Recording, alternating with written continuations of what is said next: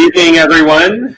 Good evening, everyone, and welcome to the Planning Commission's special meeting of June 9th. We are starting now, just a few minutes late. Could we please have a roll call? Commissioner Fresco? Here. Commissioner Father Bernardi? Here. Commissioner Lambert? Here. Commissioner Raskin? Here. Commissioner Reese? Here. And Chair Landris? Here. We don't have a planning director's report tonight, so I'm just going to jump right into the public comment procedures. We accepted oral public comment by phone through the pre-registration system, as noted on the agenda. Registration for oral public comment closed at 3:30 p.m. today, 2 hours prior to the meeting. If you're a member of the public who registered for public comment, please check your email for call-in instructions. Instructions were mailed at the start of this meeting. I'm going to pause now because I do know that we have people who registered to speak in a different language, I believe mostly in Spanish. So, Diana, would you like to translate a summary of that? Do I need to say it again?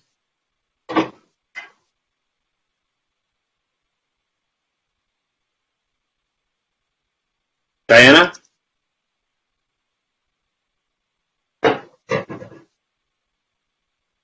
Do we not have Diana anymore?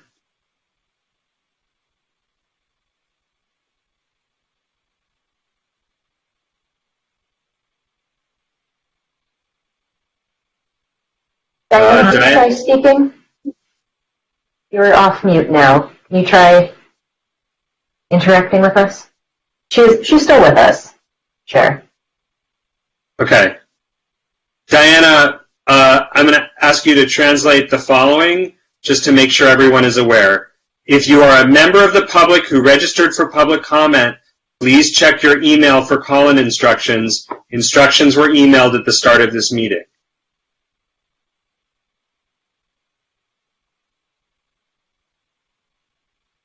It looks like we just lost her. I'm sorry. Oh, okay. Might be having tech issues again. All right, folks, we're going to recess until we know that we have our translator online.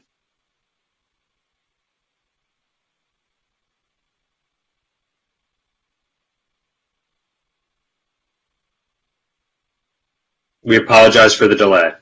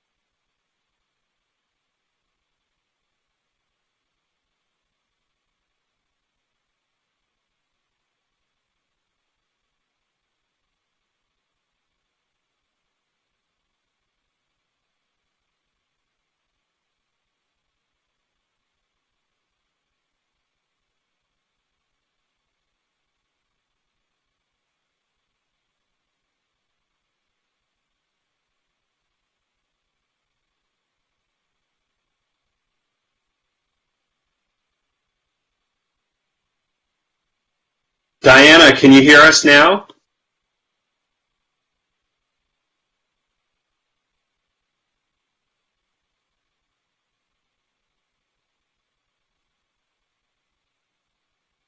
Diana, are you able to hear us? I see that you're logged in.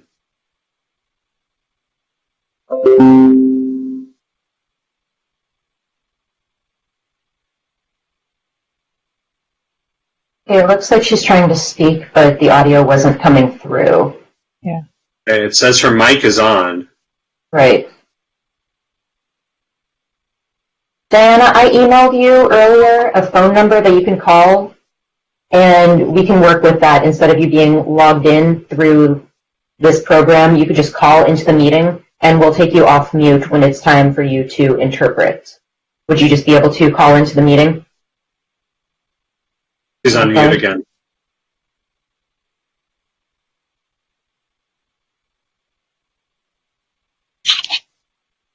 Oh, can we hear you now?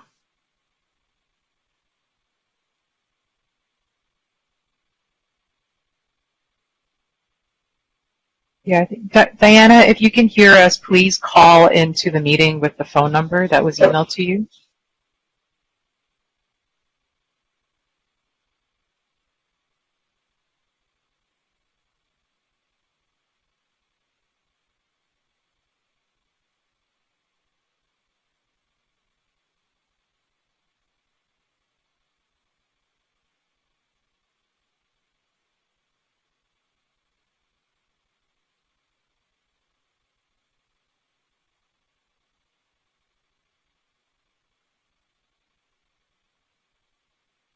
For members of the public who are wondering what's going on, we have members of the public who are asking to give public comment and with a translation.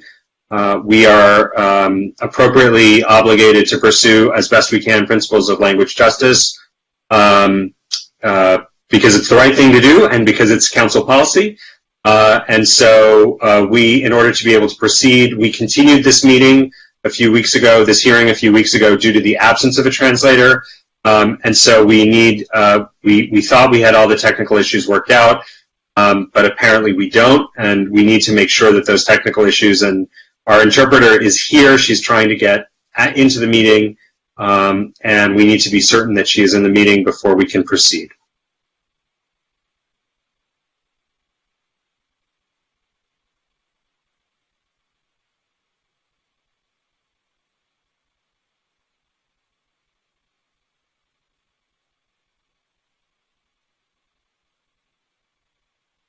Do you know when Lane's last day is? Do you know when Lane's last day is, Sean?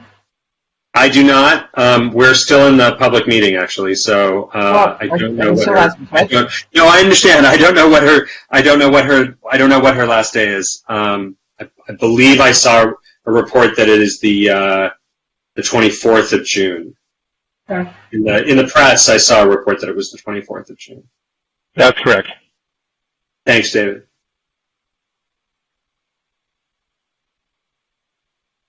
We know, while we're waiting, we know that there is a community send-off online for Lane right now, our city manager, and some of us had the opportunity earlier to express our appreciation to our city manager for her leadership over the past few months. Many of us have been working with her since she came on board as our city attorney a number of years ago, and I know I speak for the entire commission when I say that we have been tremendously grateful for her leadership, for her compassionate, inclusive, and progressive leadership for our city over the past number of months during very difficult times.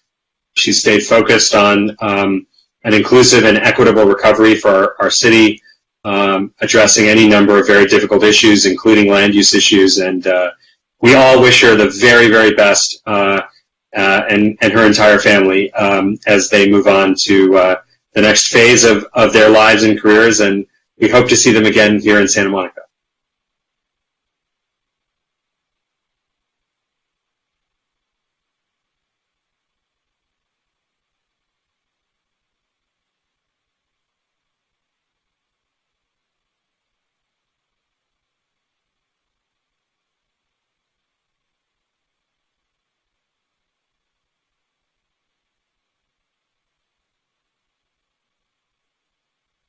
Again, if you're just joining us, we are hoping to sort out our technical issues that are currently preventing us from hearing our Spanish interpreter. Sean, I did just receive an email. She is on the phone line with us right now. It's just a matter of distinguishing her from our public comment callers who are calling in right now. So we're just trying to identify which one she is. Okay. Thank you, Melissa. So I shouldn't get the Windex and start cleaning my desk now? I've gotten it quite tidy. Wait, can we... I want to hear the guitar music while we wait. I left. They were done. They were done. Okay. Yeah.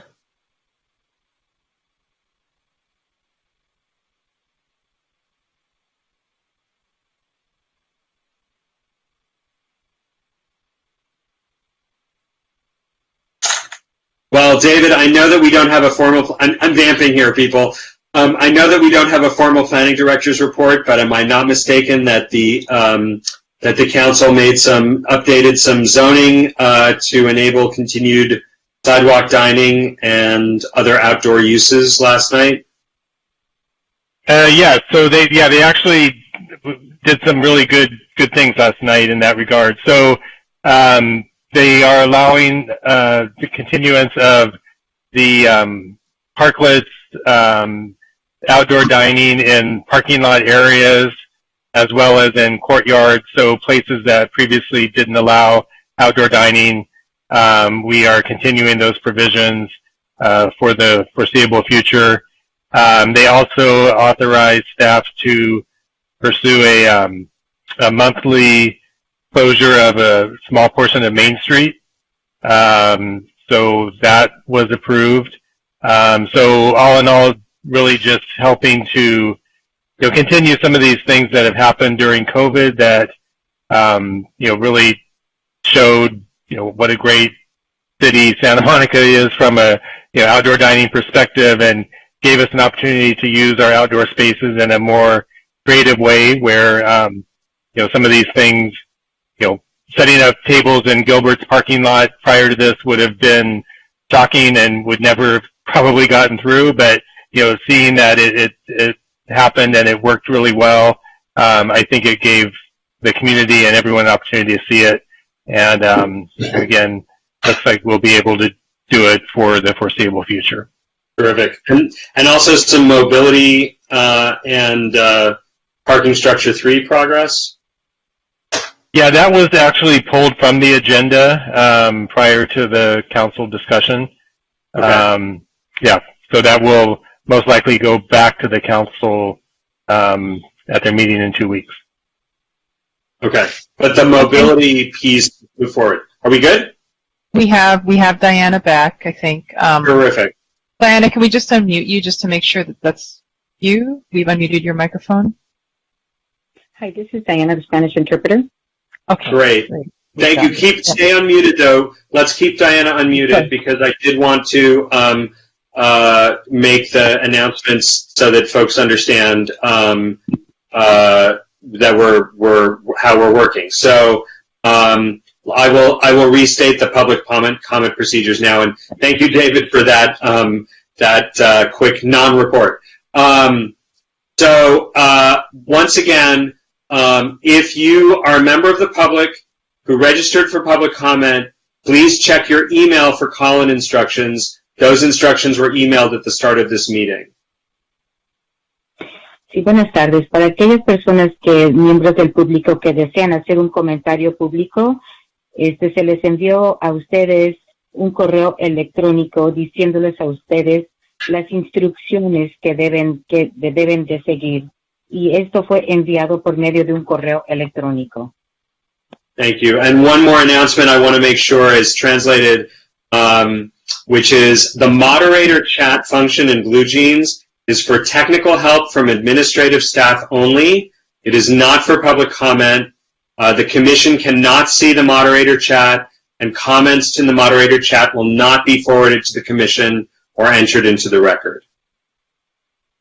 Y también quiero informarles a todos que ahí en la aplicación de aquí de BlueJeans, la función del chat es únicamente aquí para los moderadores y esto es para ayuda técnica para el personal. Por lo tanto, si ponen ustedes un mensaje ahí en el chat, no se les va a poder ver y ese mensaje no podrá ser enviado a la comisión. Nada más quiero que ustedes sepan esto. Thank you very much, Diana. We did not receive any written comments in Spanish, so I'll continue in English. Written comments received up until noon today have been read by the Commission. Comments received after 12 p.m. today will be considered part of the record of proceedings, but will not be posted online with the Planning Commission's agenda, might not be reviewed by the Planning Commission, and will not be read aloud during public comment during the meeting. I want to make clear to the public that if you're looking at the agenda for today, you'll see that there are two packets of public comment. One packet was the packet that was received ahead of our intended date for this hearing, and then the second packet is the packet of comments that have been received ever since the hearing was continued. So we do have all the public comment that was received up until noon today for this hearing. So with that, are there any announcements from commissioners? And I just want to make sure we're getting Mario back at some point. We're going to get Mario. We lose Mario? There he is. Okay. Great. Okay, any announcements? I don't see any hands waving. So with that, let us now proceed directly to item 9A, 849 Ocean Avenue. It is a text amendment and 2 conditional use permits. Let us start with ex parte disclosures. We'll just go in order. Commissioner Fonda Bernardi? None. Okay, Commissioner Fresco? None. Commissioner Lambert? I had a conversation this morning with the applicant's representative, Kevin Kozel, and have had several emails with him, and I know the building well.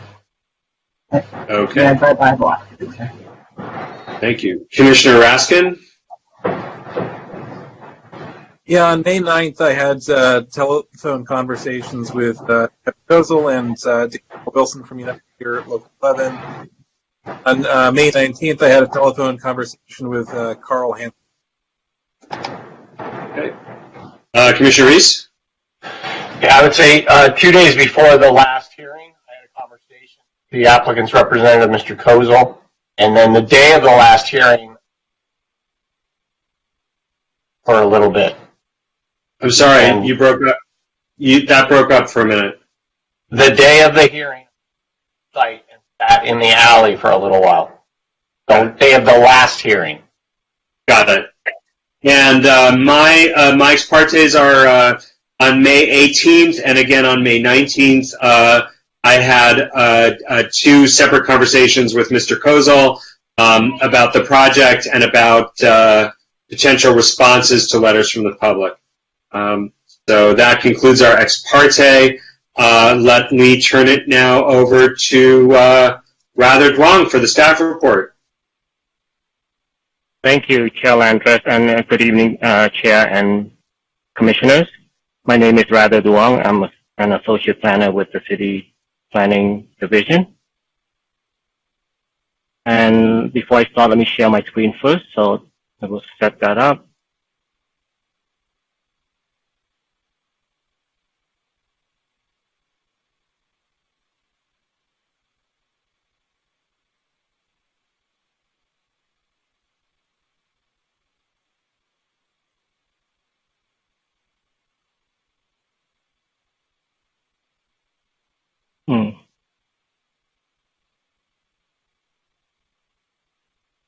I had it a moment ago. Now it's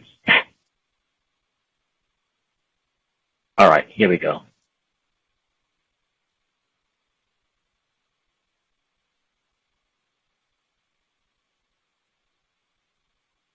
Can you see the presentation? Yes, it looks great. Thank you. Okay. All right. As you mentioned earlier, Chair, this item was continued from the May 19th meeting and was continued to a date specific to today. The proposal before you tonight comes with a number of applications. The applicant for the Oceana Hotel is requesting for a text amendment, case number 20 ENT-0236, conditional use permit 20 ENT-0237, and conditional use permit 21 ENT-0090. The applicant is requesting a recommendation from the Planning Commission of a proposed text amendment to the City Council and approval of 2 conditional use permits applications to provide meal and alcohol services to the general public at the hotel's existing on-site restaurant. These services are currently only offered to hotel guests and their visitors at the moment. Text Amendment 20 ENT-0236 seeks to amend certain land use regulation in Article 9 of the Municipal Code, Section 9.08, which regulates the multi-unit residential districts, but specifically Section 9.08020, which regulates the land use portion for these multi-unit districts. So the proposal for the text amendment would establish a conditional use permit requirement for an existing legal non-conforming hotel restaurant located within the R2 and R3 zoning districts to request approval to provide meal service to the general public provided that certain criteria are met. The Oceana Hotel is located within the R3 medium density residential zoning district. If adopted by the City Council, the text amendment would pave a path for conditional use permit 20 ENT-0237, which seeks to amend the hotel's existing conditional use permit, case number 96 CUP-009, which was approved in 1996 and is associated with the hotel existing type summary alcohol license, which is to provide alcohol service. The amendment to the existing CUP would essentially provide the hotel an opportunity or the rights to provide alcohol service to the general public in conjunction with the hotel's full-service restaurant meal service that will be conducted under a new alcohol license, which is license type 47. And that is to be obtained by the Oceana Hotel in working with the Department of Alcohol Beverage Control. Conditional use permit 21 ENT-0090 seeks to open the Oceana Hotel's existing restaurant to the general public for meal service. These two CUPs are necessary for the Oceana Hotel to provide both meal service and alcohol service to the general public as part of the complete operation.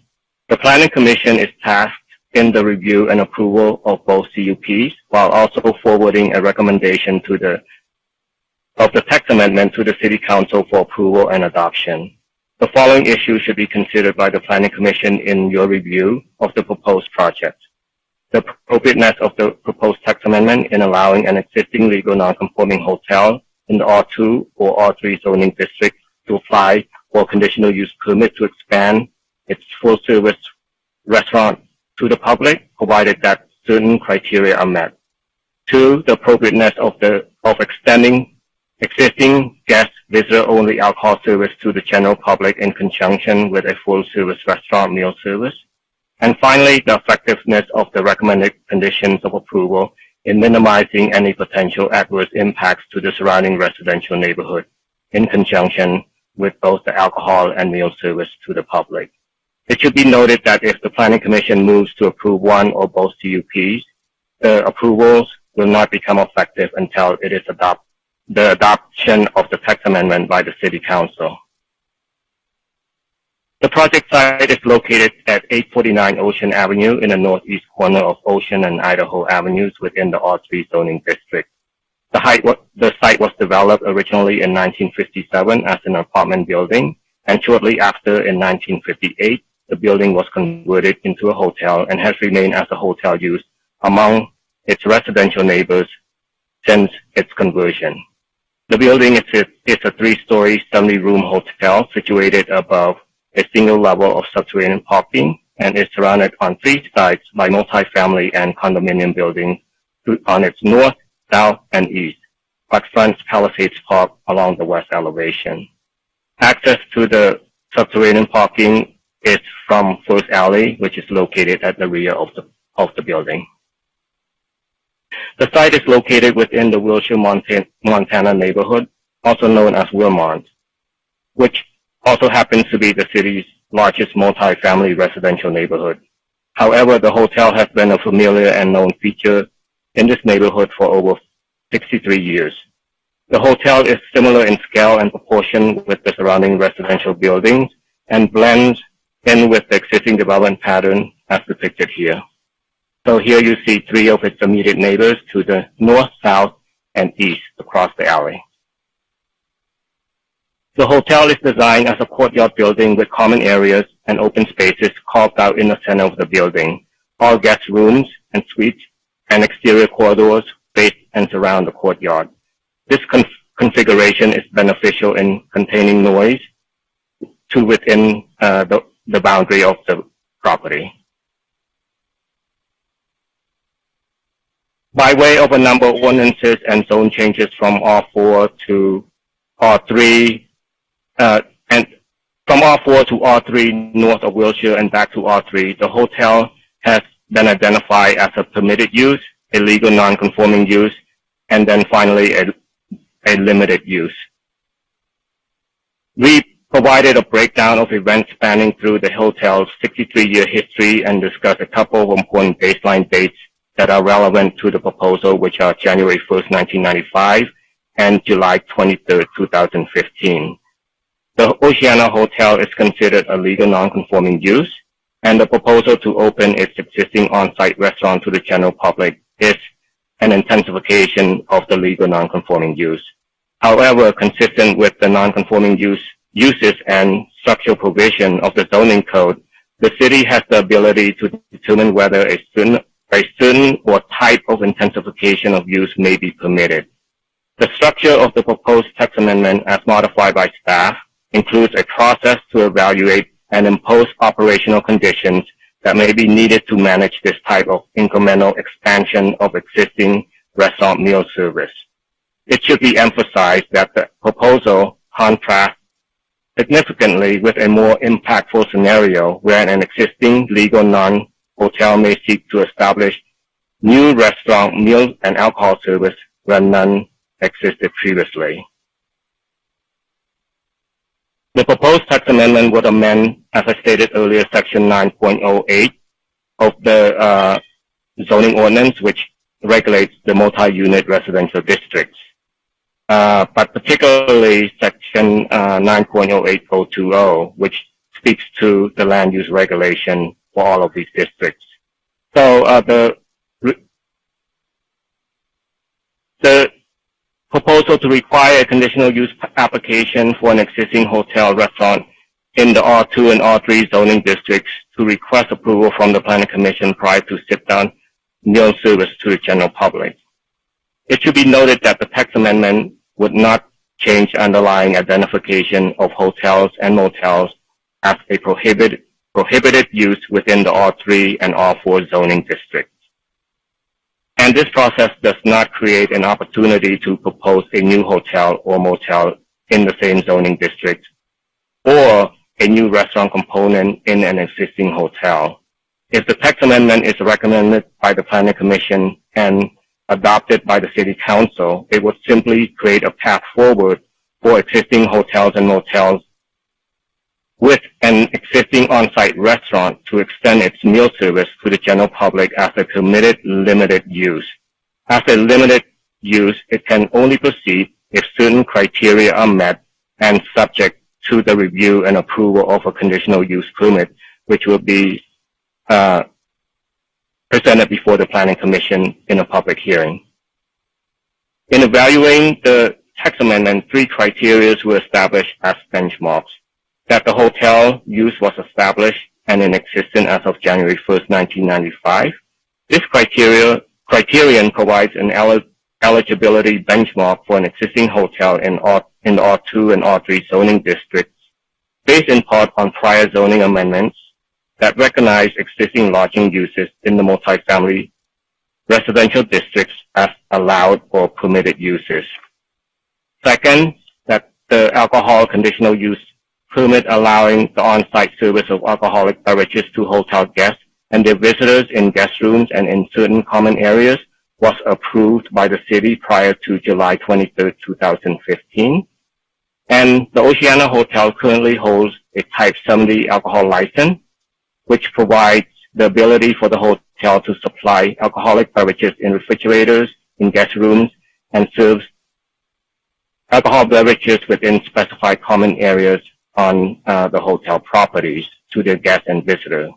Staff supports the process whereby existing hotel meal service is incrementally expanded from a guest visitor-only model to opening to the general public, coupled with requirement that the hotel have an existing previously approved conditional use permit for alcohol service. Similar to the restaurant CUP, this idea reinforces incremental or modest expansion of alcohol service at the property, subject to a discretionary public hearing. Again, this is in sharp contrast to establishing a brand new alcohol service where no alcohol service is currently authorized on the property. Hotels and motels with existing guests-only alcohol service would be required to amend its existing CUP prior to offering the same service to the general public with the intended meal service. And finally, the hotel existing restaurant prepares meals to order from a set menu in an existing hotel kitchen for consumption on the premises, provides sit-down meal service during restaurant operating hours for breakfast, lunch, and dinner, and the hotel's ancillary restaurant use has existed since prior to July 23, 2015. Staff has reviewed the Oceana Hotel's permit history and operations to confirm that the property meets criterion 3. These criteria, as presented before you, are narrowly drafted and do not allow a brand new establishment of a new restaurant or alcohol CUP associated with the restaurant service where none currently exists. Instead, its primary focus is on incremental expansion of existing services that have been legally established. The proposal by Oceana highlights a big distinction between this property and one that proposes to establish the operation from the ground up. The draft text amendment presented before the Commission reflects revision proposed by staff after evaluating the applicant's original text amendment language, the overall goal and intent of the application, and considering the potential impacts and benefits of the request to the surrounding neighborhood and the operator. It is also worth noting that the applicant did not propose a new CUP process as part of their original proposal in the desire to establish a publicly accessible restaurant. But staff felt it was necessary to make the CUP process a requirement as a way to balance the interests of the hotel while providing safeguard, protecting the integrity of the residential neighborhood and manage potential impact associated with the expansion. More importantly, the CUP application process allows for public participation and input in a public forum, since the expanded service has the potential to impact the nearby residentially zoned neighborhood. Staff also heard concerns relating to the implication of the proposed text amendment on other hotels and motels in the city, and staff evaluated how the proposed criteria would apply to those hotels and motels in both the R2 and R3 zoning districts as part of the review and research for this application. We found that there are a total of seven hotels and motels located in the R2 and R3 zoning districts, and that chart was included in your staff report. The Oceana Hotel, when reviewed against these three criteria, meets all three. As mentioned earlier, the proposed criteria highlight two baseline dates, which are January 1st, 1995 and July 23rd, 2015. I wanted to provide some background as to the importance of these two dates. January 1st, 1995 is directly tied to hotels and motels being recognized as allowed limited uses, which was effectuated by Ordinance number 1832. This ordinance also allowed for the retention and replacement lodging as a long-standing use that had not caused adverse or significant impacts in the neighborhood. While July 23, 2015 aligns with the comprehensive zoning ordinance update that was adopted in 2015. As a result of this update, existing hotels and motels were reclassified from an allowed limited use to a legal non-conforming use in the R2 and R3 zoning districts. It is important to distinguish that the Oceana Hotel is a long-standing use that was legally established when lodging was a permitted use, and that the ancillary restaurant service was established and the hotel's CUP was approved while the hotel was in allowed use prior to July 2015. As discussed, staff is proposing a requirement for a new conditional use permit to be obtained in order to open an existing hotel restaurant to the general public. The hotel has been in continuous operation since 1958. In its 63-plus years, the hotel has developed and implemented a range of guest-related services and amenities typically available at a boutique hotel of this kind, including an on-site restaurant. Because these services and amenities are generally viewed as customary, and since the hotel is an older establishment, many of these services and amenities predate code-related requirements. Staff fully understands that there is sensitivity with a commercial operation in a residentially zoned neighborhood, and as evidenced by a number of correspondents speaking to this concern.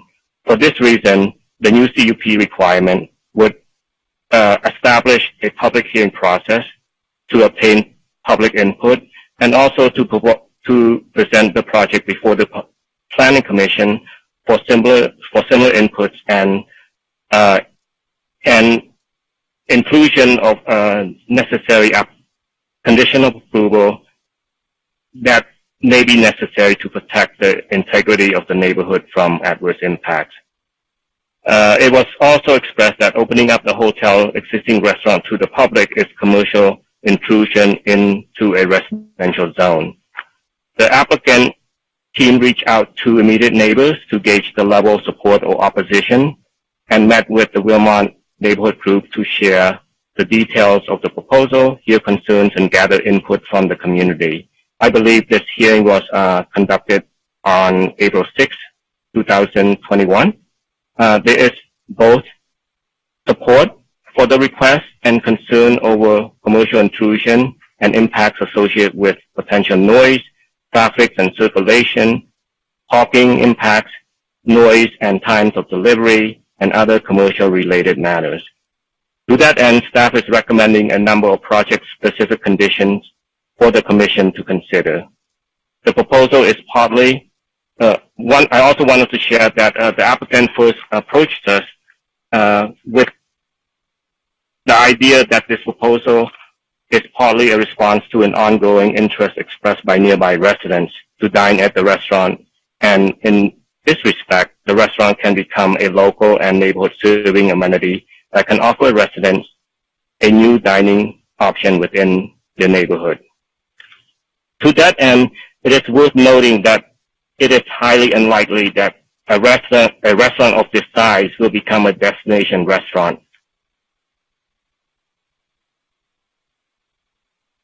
So the on-site restaurant totals approximately 1,556 square feet, 1,072 square feet of which will be located in the dining room, while 484 square feet will be located in the patio dining.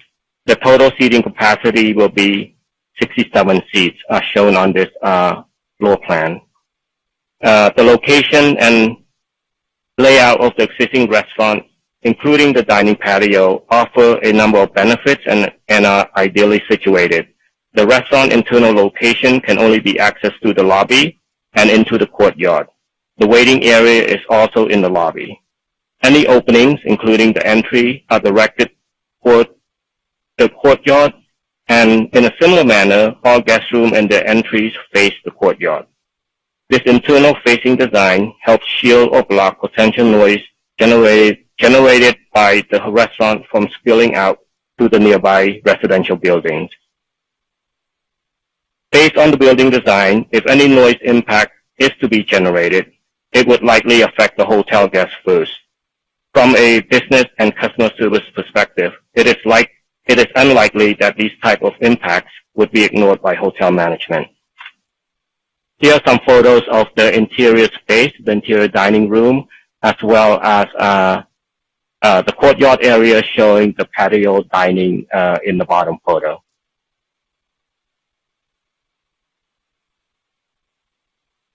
Due to the hotel restaurant location and its context, a number of staff recommended conditions are proposed for your consideration, including the hours of operation. Staff is recommending that on Monday to Thursday, the hours should be limited between 7 a.m. to 10 p.m., while Friday to Sunday, the hours would be from 7 a.m. to 11 p.m. with service in the dining patio and at 10 p.m. And that valet service is to be offered exclusively to hotel and restaurant guests, and that the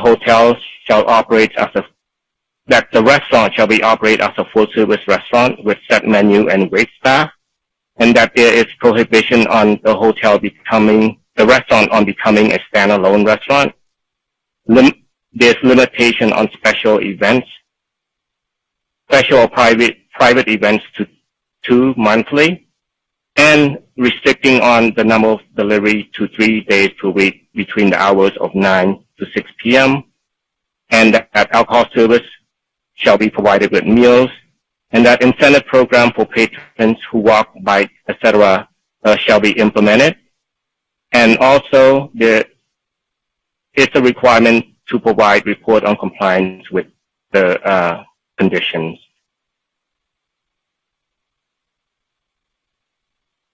It was also raised that opening the restaurant to the public would generate additional parking demands based on the square feet of the restaurant, 3 spaces would be required. However, Section 9.28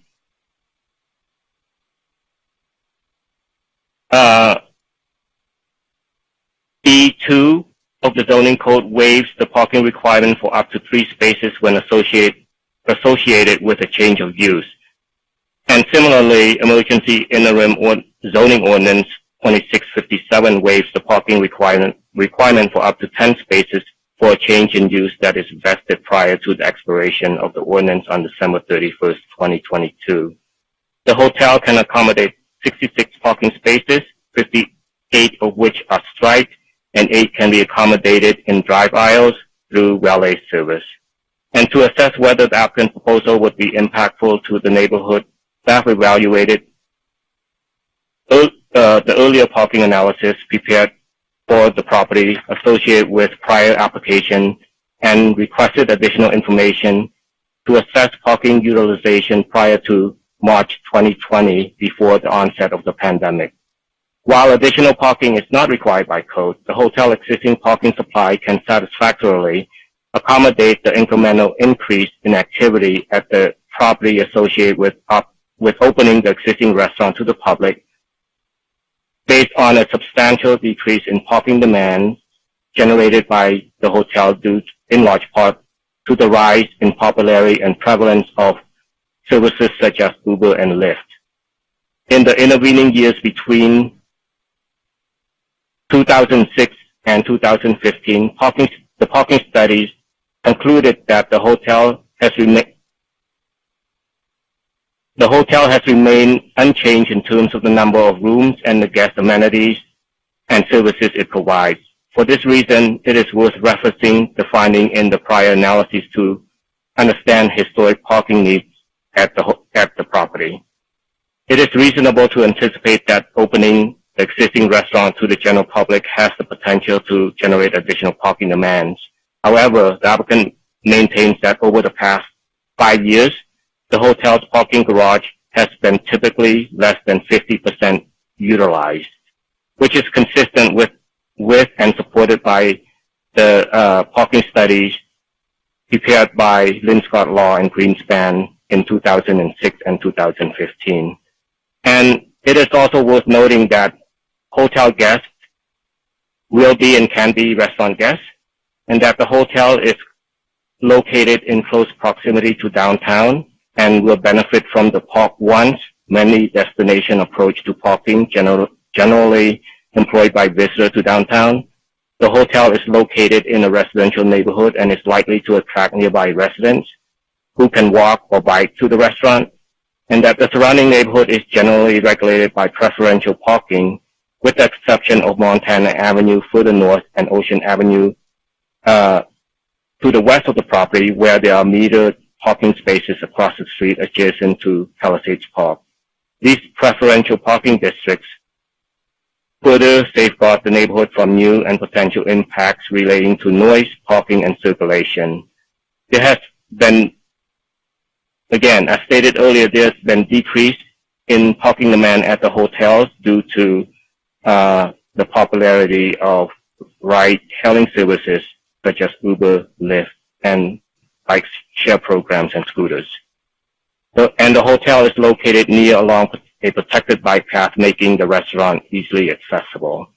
So from these standpoints, it is not anticipated that a publicly accessible restaurant would generate parking demands beyond the capacity the hotel garage is able to accommodate.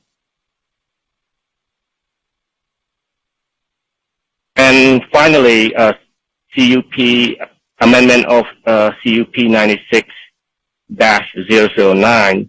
This amendment, the CUP was originally approved in 1996, which permits the hotel to operate under a Type 70 license, but limits the service to the hotel guests and the visitor only. This requested amendment would allow incremental expansion in existing alcohol service to align with the meal service to be provided by the publicly accessible restaurant. This amendment would require the Oceana Hotel to obtain a new ABC alcohol license, which is Type 47 for on-sale general eating place, while also retaining the existing Type 70 license. The hotel, as a commercial entity, has continually existed next to and amongst its residential neighbors for over 63 years without creating significant adverse quality of life impacts on the surrounding neighborhood.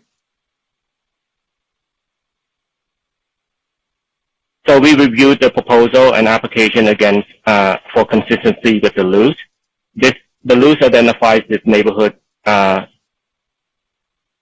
to one that seeks to protect and preserve its character-defining feature. According to Goal LU3 and associate policies,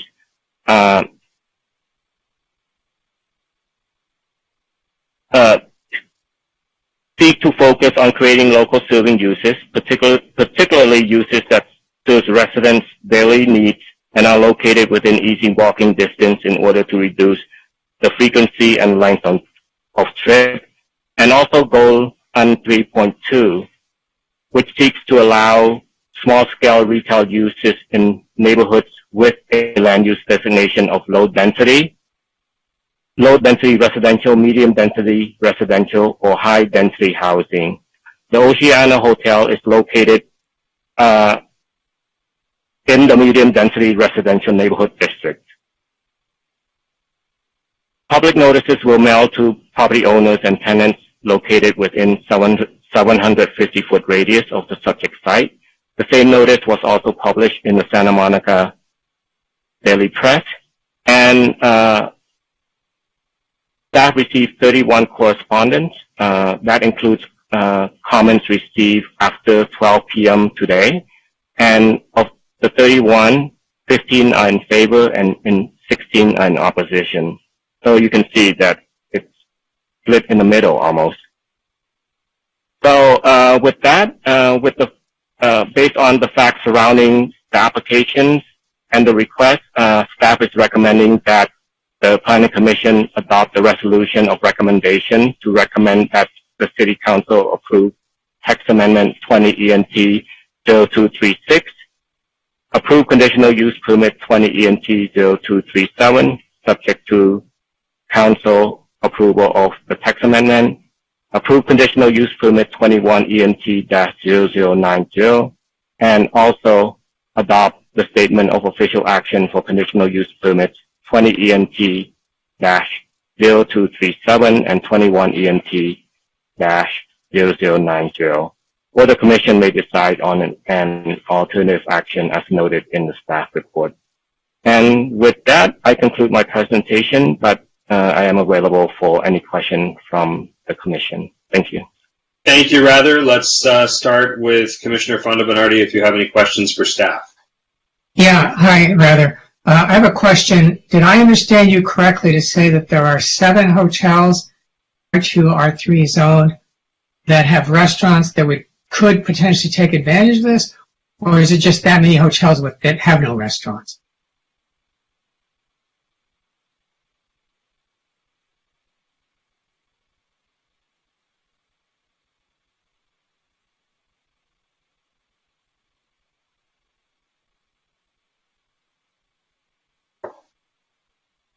Rather, are you there?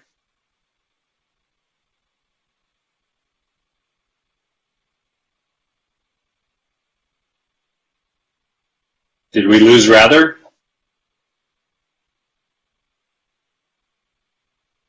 Like maybe his microphone.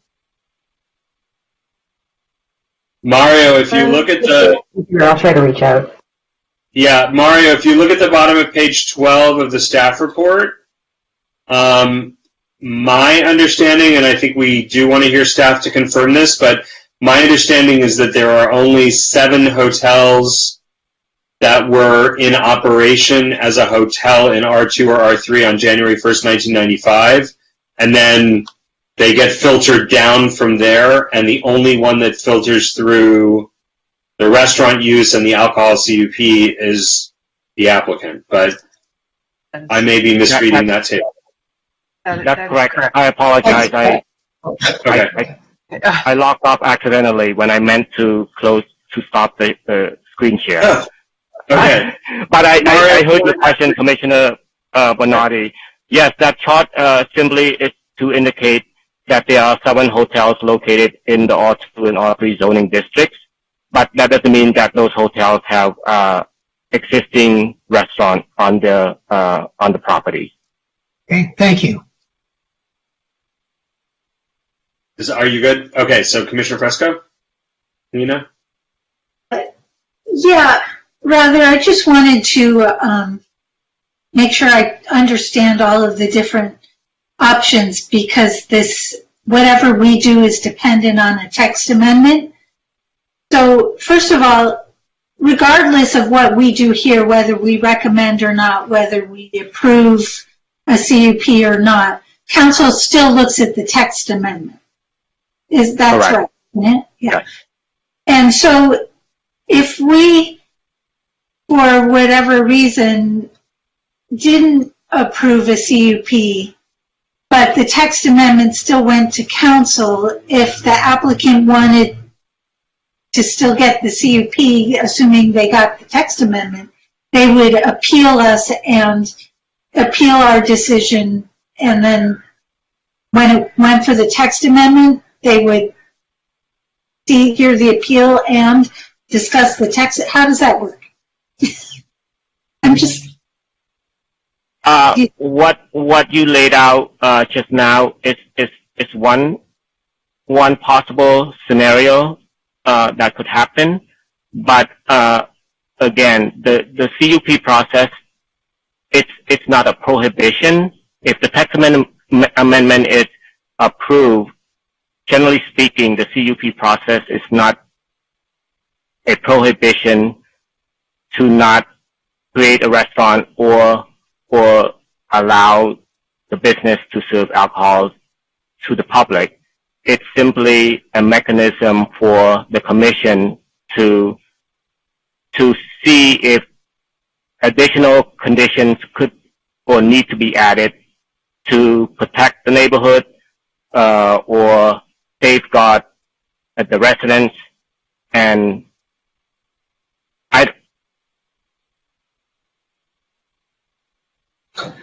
I don't see if you want to jump in. I don't foresee that. Yes.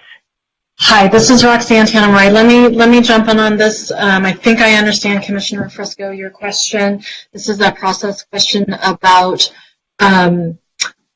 what would happen with respect to the text amendment and then the 2 CUPs. And so, in the event that your question was in the event, because council still needs to review the text amendment and only unless and if that is approved, the two CUPs would become effective, assuming that this commission approved both. If the commission did not approve both CUPs, one or the other denied, whatever that outcome would be, your outcome on the CUPs is appealable. And as we've stated in the statement of official action, just so that it's clear, we have referenced the time frame. That's administrative condition number 16. So the appeal would be filed within 14 days of the Planning Commission's action, and we would hold those appeals. One option is to bundle the council's discussion together. Again, this is an option to say, here's the proposed text amendment. This was the Planning Commission's recommendation. This was the Planning Commission's action that was taken on the conditional use permits. And in the event there was an appeal, we haven't walked through every step of the process. There's a possibility that we may, for discussion purposes, to make sure everything's understood in context, that they may be presented in the same evening. Another option would be to take it simply in serial fashion. Here's the proposed text amendment. This is what Planning Commission recommended. And pending that outcome, we would have to deal with the appeals. I mean, if the council did not move forward to approve the text amendment such that the CUPs would make any sense, then the appeals would be moved.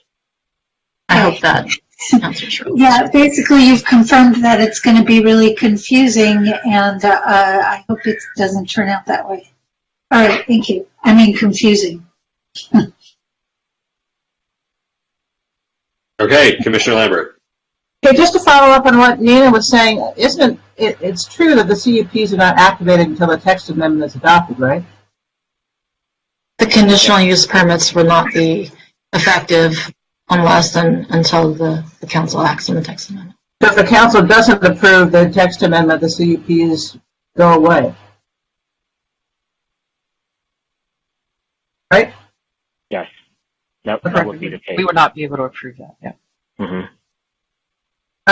First, I want to say thank you very much for a really excellent staff report and for including my questions in your presentation. It really saves a lot of time when we can consult with staff before a meeting, and thank you for that. I wanted to confirm there are 48 seats in the restaurant and 18 seats on the patio, and that's shown in the plans for the project. Are those plans incorporated into the STOA so that there can't be an expansion of the restaurant or the patio dining area? Well, one of the conditions, Commissioner Lambert, states that the approval is tied to the plans dated. Yes. So that would pretty much tie the approval to that floor plan and the seat count. So we're not looking at some point in the future an expanded restaurant over which we would have no control. That's not going to happen. No, not the way that condition is tied to the plans that you are reviewing today under this hearing. Okay. Also in the staff report you mentioned, and I don't remember it in the presentation, that there will be a 1-year review of compliance with the CUP. Is that correct? Yes, that is also correct. Okay. And then thank you for pointing out, but just to reiterate, there are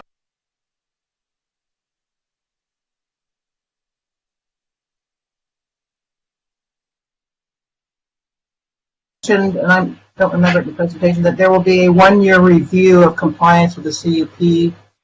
Is that correct? Yes, that is also correct. Okay. And then thank you for pointing out, but just to reiterate, there are most of the areas surrounding the hotel property is under preferential parking, with the exception of some neighborhoods to the north, starting at Montana Avenue and also the entire Ocean Avenue. But those areas, even though they are not currently under preferential parking, it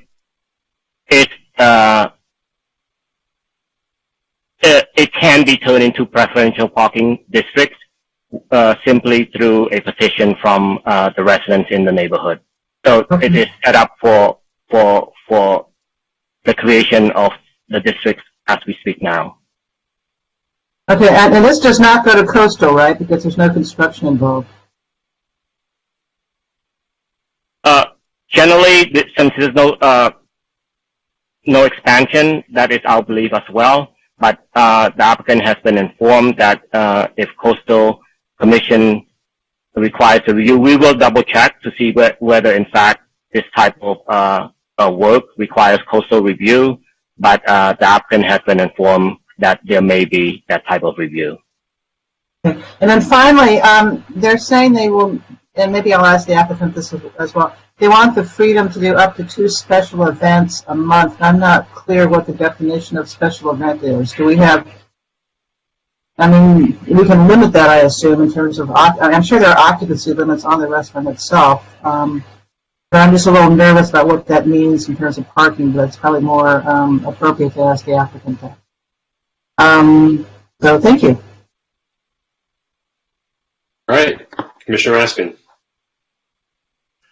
Yeah, I want to start by following up on a question that Commissioner Lambert just asked about whether this is an expansion of use. So page 3 of the staff report says that the purpose of the CUP is to, quote, expand its existing full-service restaurant to the general public. And, staff, would you say that it's fair to characterize what the applicant is trying to accomplish as an expansion of the use?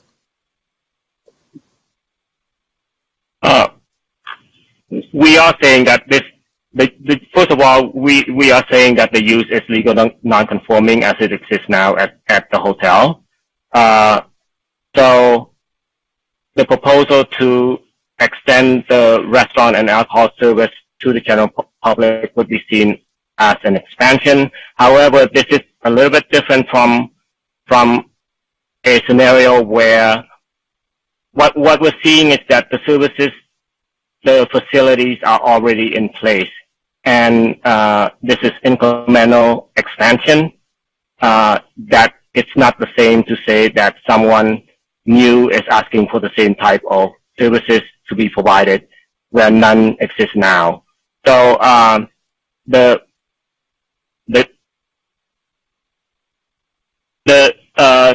zoning code under the non-conforming chapter allows the city to make provisions for these type of expansions, but we have the ability on a case-by-case basis to limit the type of use and the level of expansion that we deem appropriate.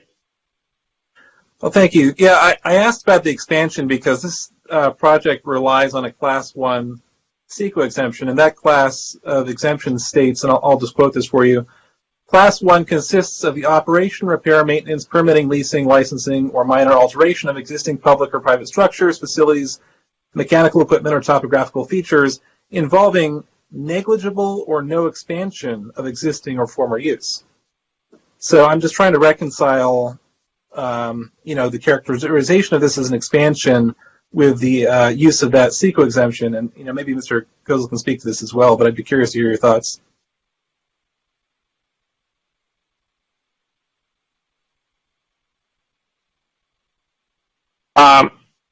That category exemption was determined in consultation with our environmental planner. So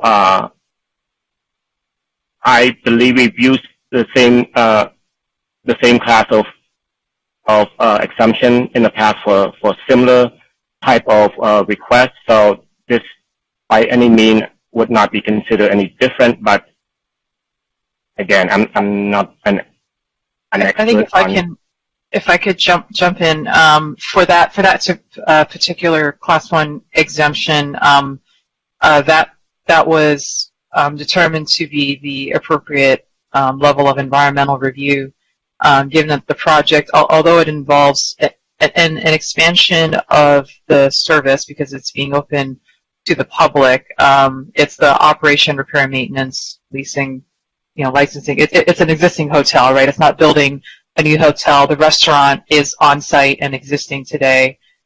They serve, what they're asking to do is to open it to the public. So we really felt that was a negligible expansion use. The standard is not that there's absolutely no expansion. It's, negligible. And it seemed that this was it seemed that although they need to obtain the CUP to do that, it doesn't mean that that particular Class 1 exemption is not appropriate for the project scope.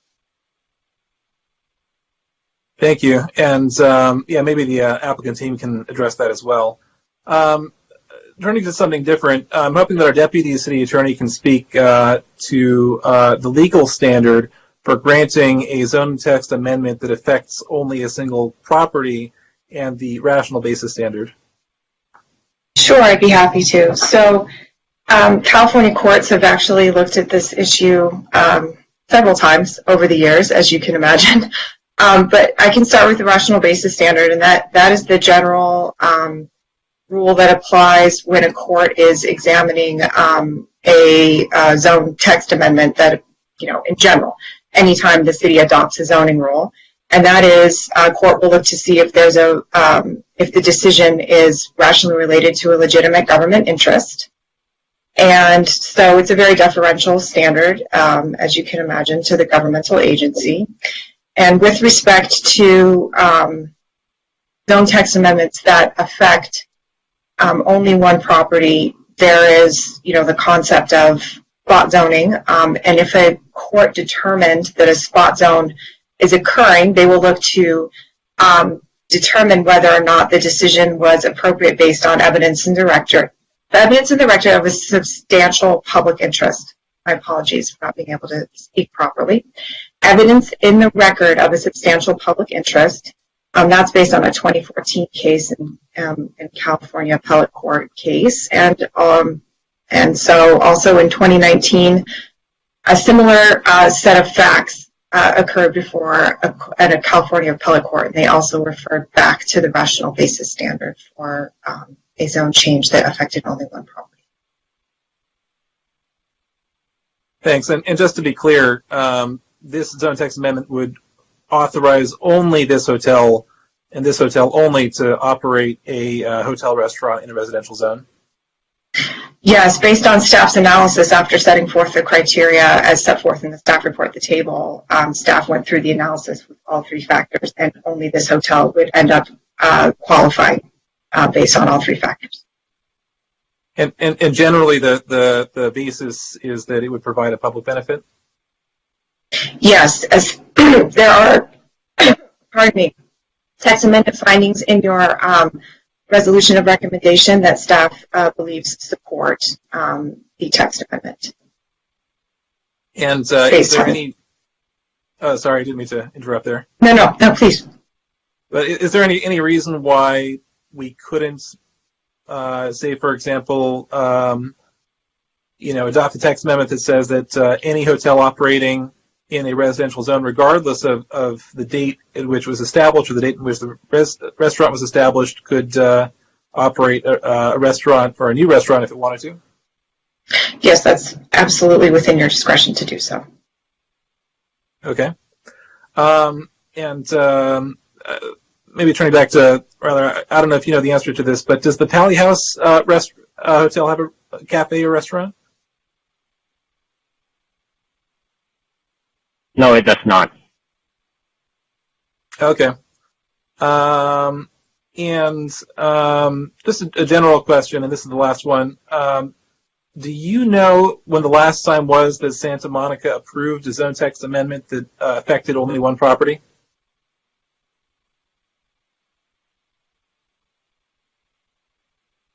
I know there have been a number of text amendments, not recently, but they have been in the past 10 years, I believe.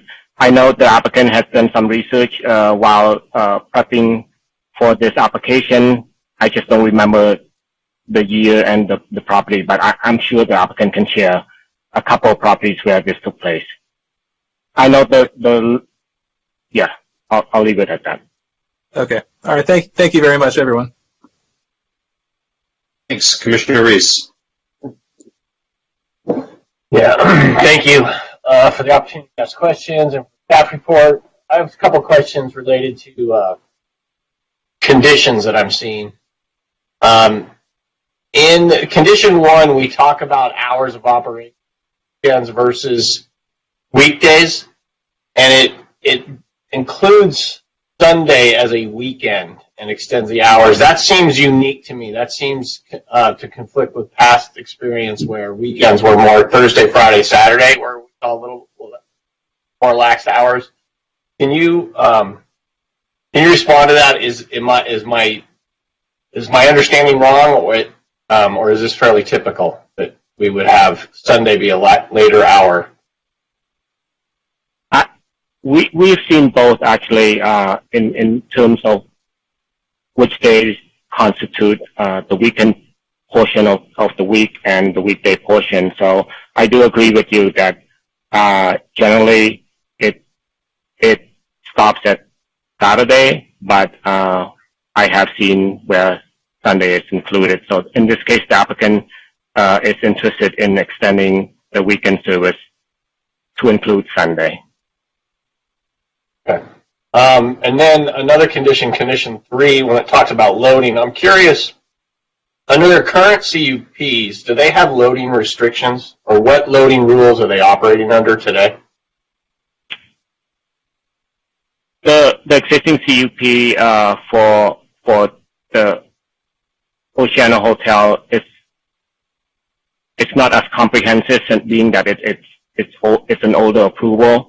So it's not as comprehensive in terms of the conditions of approval as one would see in CUP that are reviewed and approved today.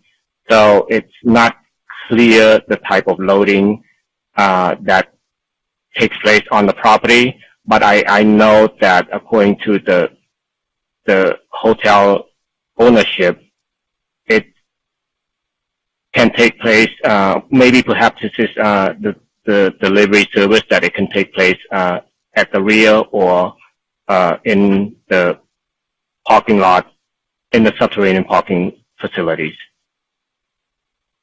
Okay, but as far as you know, just for clarity, I apologize, but you're referring to condition numbers 3 and 6, are you not? You're on condition 6, because the version of the SOA that I'm looking at has this loading condition as condition 6, not condition 3. I just want to make sure. There is a discrepancy between the staff report. I picked it up on the 1-year anniversary review. There's a difference, so that's probably true on this loading condition as well. Okay, I'm looking at this. I'm tracking with the STOA for folks who are following at home or anybody else. You're looking. The fact of the matter is, I'm talking about loading. You're talking about loading. Okay, let's just I just want to make sure we're all on the same page. Yep, thanks. Okay. Well, let's highlight that there is an inconsistency between the staff report and the STOA. But I was talking about loading, so now I'm going to move on to the condition 15 in the STOA, which shows up as 13 in the staff report, talks about the 1-year anniversary. And as we work with that, is that only a 1-year review? As the condition is proposed before you now, it is a 1-year review, but it could be modified to the satisfaction of the Planning Commission as to what is appropriate, and the frequency of the review. It could be for the first 5 years, first 3 years, but that is simply a starting point and a recommendation, but it's not set in stone. Okay, and then in terms of what is reviewed, is it very prescribed within the zoning code? Or, for example, if we wanted to add in a parking demand analysis done a couple of times a year, is that within our discretion? I'm sorry, I didn't get part of your question. I'm wondering, in that condition that talks about the 1-year review, if we have the discretion to ask for other types of review. For example, can we ask that they do a parking demand review to show what their parking demand was over the last year on certain dates? Yes, certainly. That could be incorporated into that same condition as part of the review, and the items to be included for follow-up and research to be presented back to the Planning Commission. Okay, and then So I'm not sure where this project's going to go, but if it went forward, I would ask for staff to try to give me some dates, some peak periods where we could ask for this to be done once or twice. So you might just think about that. And then there was a condition about, somewhere I saw a condition, I'm having trouble finding it right now, about no standing around the pool deck getting cocktails to really limit the scope of the project. Is that, am I correct that that condition isn't within the STOA? Let me look for that condition. I believe that condition was a carryover from the existing CUP, but the intent of that condition is that for non-hotel guests, and if you are simply a guest that will be dining in the restaurant, that you should not be served alcoholic beverages without meal service. Okay, so that does, I was just having trouble finding it. That does exist. That's what I wanted to confirm. And then my last question related to the CEQA question, but I think Commissioner Raskin already asked this question, so I am done with my questions at this point. All right. Okay, so I have a few questions. Gonna start with, let's just start from the end. I'm gonna go to some of these conditions. So in the larger sense, my understanding is that this STOA has not been updated since the original hearing date. Is that correct? This is the same STOA that was before us on May 19th. Is that correct? Yes, that is correct. Okay, so any proffers that may have been made by the applicant in between that time and now have yet to be made publicly, and so we'll need to come back to you after we hear from them in case there are amendments to the STOA based on what we hear from the applicant. Is that correct? Yes, that is also correct. Okay. On condition 15, I'm going to work my way backwards. On condition 15, would staff be prepared tonight with to give us language for a multi-year review schedule? Should we wish to do that? Sure. We actually have a modified condition number 15 if the commission would like to see that language. There's no reason for us not to see it now. I'd love to see it now because it'll help me ask fewer or more questions, depending. Can we see it? Yes, certainly. Let me bring back the PowerPoint, and then I'll share my screen again. Give me a minute. Sure, and while you're bringing it up, hopefully that will also, my other question is there a pathway for the public to participate in the review? So I'm wanting to, we'll see what your language looks like.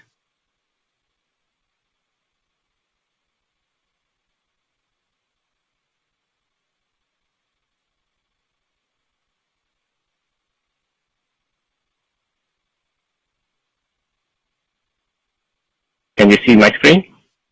We can. Okay, so let me. So this is the revised condition number 15. Not sure if it's large enough, but shall I read it out or?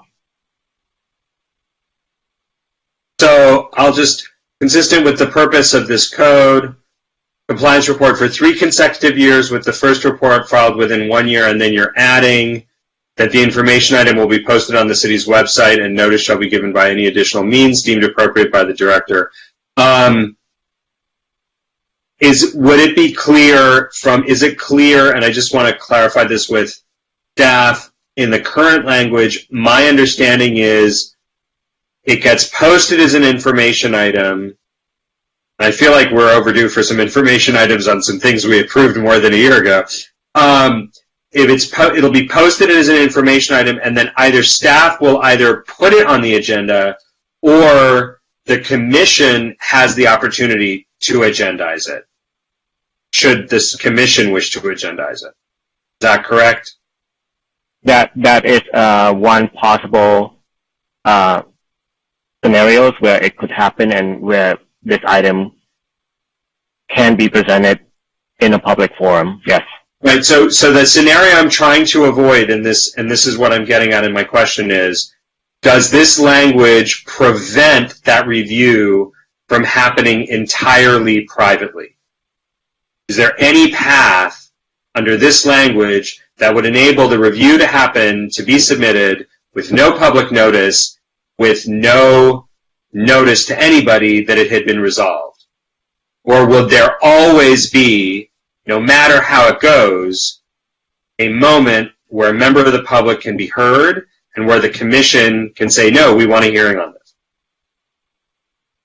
So if I can jump in there, you Thanks, can Jane. see in the middle of condition 15, right, that talks about process. Sorry, can you go to that slide again, rather? Looks like it moved. Thank you.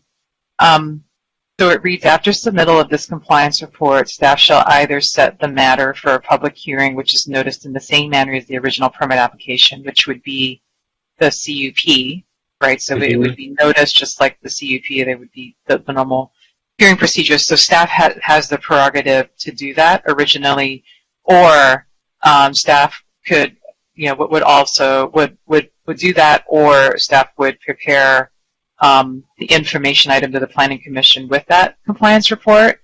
And then at that time, the Planning Commission could then determine whether the public hearing is necessary. So there's really two potential avenues. One is staff could receive the report and then immediately notice the public hearing, take the prerogative to put that on the agenda, or alternatively, transmit the report to the commission, and then the commission, you wouldn't have a hearing at your first meeting, you would receive it, and then you could give direction to set a public hearing, based on the results of that report. And am I correct that an information item is subject to public comment on that item? Right, it would be on your agenda, as a communication. Yeah. So if we were to do this review and then someone in the, a member of the public had a disagreement with the finding, one way or another, right? Or an agreement with the finding, they could give public comment that could help inform the commission about whether or not further action was necessary. Yeah, and I think you can see there in red, that says it'll be posted on the city's website and notice given by any additional means deemed appropriate by the director. So we've not specified exactly how that happens, but we typically do postcard mailings or and the like. Okay. Make sure that people are aware that something has been posted. That's very, very similar to what we do for like zoning administrator decisions. Okay.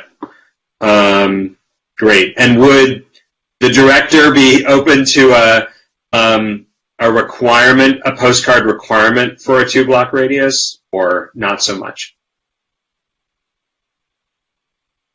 I think that we tried not to be specific about whether it's letters, postcards, or what have you.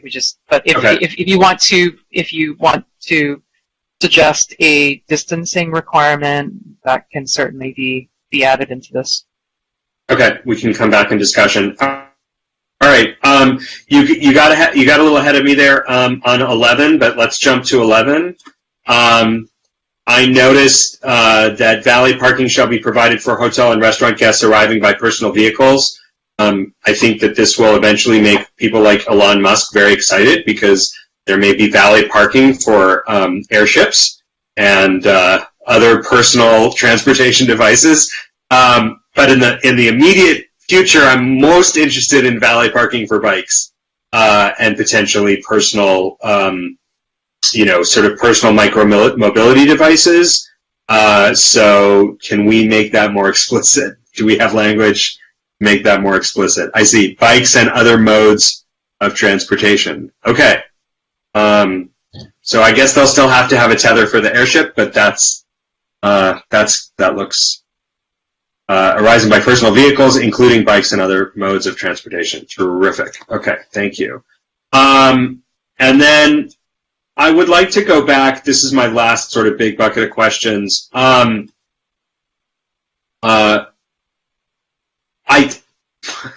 took some time and went on to the review sites for the hotel. And this, I think, goes to one of the questions that that Commissioner Raskin was asking and Commissioner Reese was asking in terms of the CEQA exemption. Was there an analysis done of the current, maybe pre-COVID, given the limitations on hotel use, the current use relative to capacity of the restaurant by hotel guests and their visitors? I mean, do we know how much? Are we talking about a restaurant that's like barely used and now it's going to go to full use? Or are we talking about a restaurant that is, mostly used and then is going to go, there are going to be a few more tables opened up to the public? Our understanding is that the existing restaurant setup now is used by hotel guests on a regular basis. To what level and frequency and the capacity that the staff, the kitchen staff, and the restaurant staff provides to the diner is not known by staff, but that perhaps may be a question that is best for the applicant and the ownership to respond. But I know, according to our conversation with the applicant and the hotel managers, that it is used on a regular basis in providing meals to the hotel guests, including room service. Including room service, but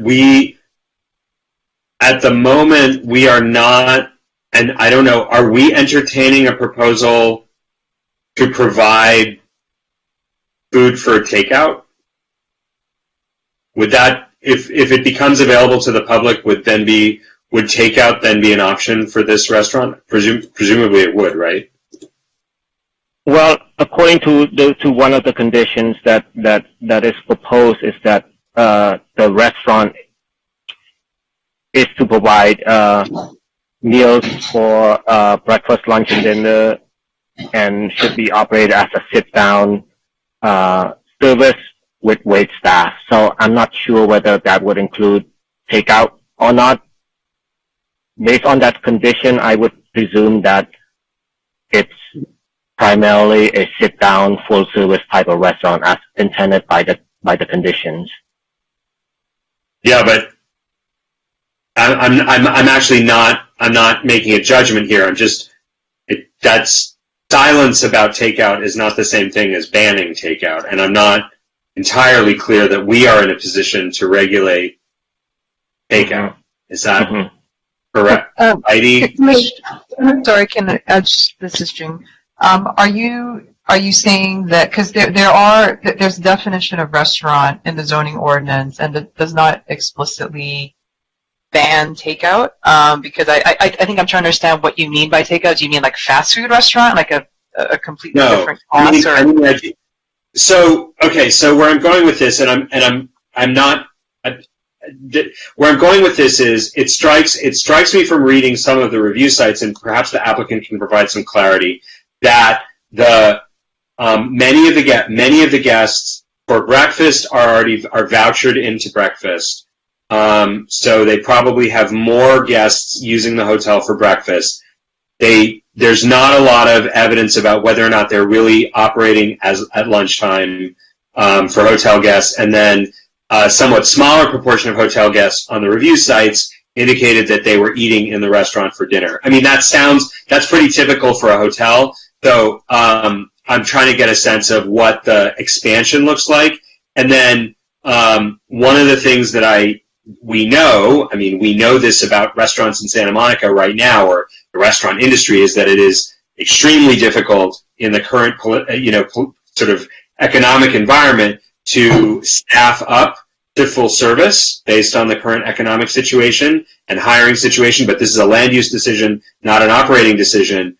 And so I am curious to know whether the intent is to expand more into off-site service. In other words, if we permit this as a restaurant operating to the public, we have heard from the the public, there are some concerns about traffic. Is there going to be sort of a rotating DoorDash, Postmates, other delivery service happening because the restaurant is going to start serving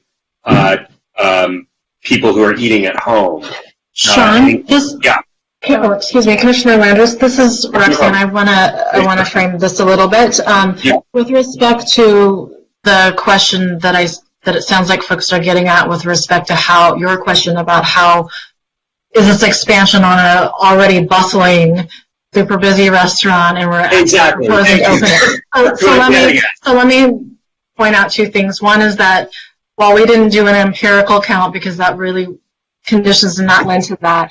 My understanding, and please do ask the applicant, but my understanding is that the restaurant is lightly used by the guests. Yes, the breakfast service, as you've noted, is something that they do more meal service on, but that, in part, the reason for this application, is because they would prefer and would appreciate having more consistent customer base, because folks do come in off the street and ask them, and they say, no, we can't accommodate folks from the public, but that having that consistency would help them plan their wait staff, their kitchen staffing, and their food purchasing more consistently. So my general understanding that it's lightly used.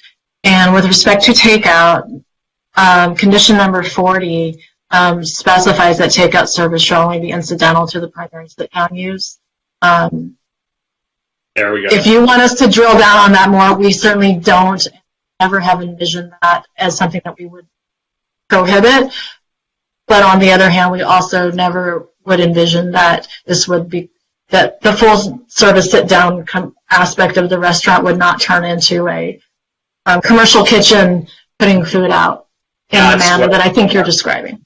That is exactly what Thank you. That's what I'm trying to clarify. Thank you. I think I would also add that condition 7 says that the restaurant is maintained and operated as a full-service restaurant with set menu and wait staff. And I just want to, that's a reference to the use classification in the zoning code, and I just want to note that for restaurants, whether it's full service, limited service, or takeout, takeout is not prohibited in any restaurant type in the zoning ordinance. That is an allowed function of any restaurant in the city. Right. No, I understand that, and I appreciate Roxanne. Thank you. You got exactly where I was trying to go, and I think that's very helpful. Those are my questions, so I'll turn it over to. I see Commissioner Raskin has another question. Well, this last line of questioning is really crucial, and I was really struck by some of the answers that I heard from staff here. And Roxanne, I think we really need to know what the basis is for the information that the restaurant is lightly used, because I think we really need to know how the city has arrived at substantial evidence about baseline conditions, because that really informs whether there's an expansion of use here.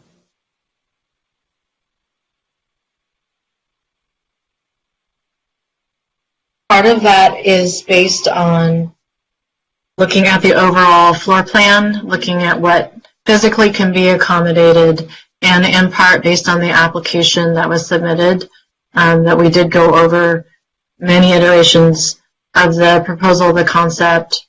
If this commission has alternative view of that analysis, we're happy to hear that discussion, but we did base it on the information we received from the applicant, also looking at the floor plan, looking at the layout, that helped us inform our decisions and our evaluation of it. So, sorry, just one follow-up. Go ahead. Sorry, very quick follow-up question. So this is. I'm sorry, Alice. Go ahead. Wait. Alice has another question. Keep going. I know. Sorry, just one last question. So just to make sure I understand you correctly, you're looking. Really, there's no evidence in the record that actually shows the number of people who historically have used the restaurant.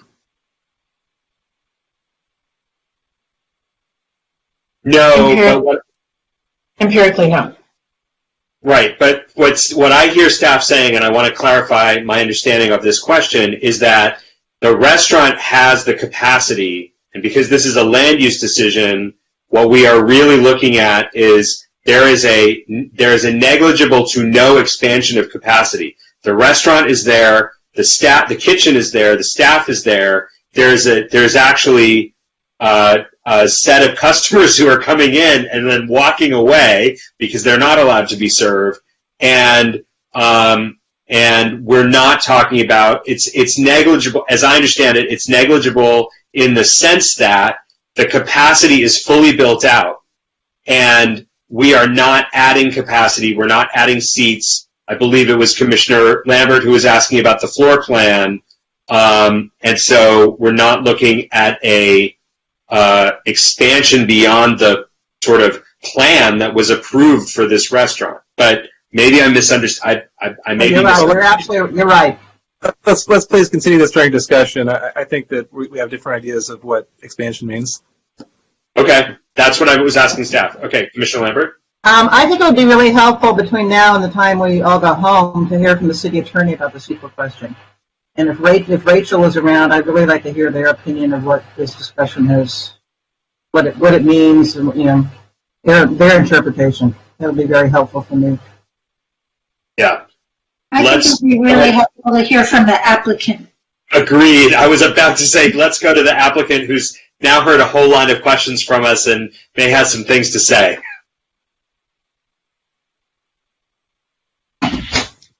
Good evening.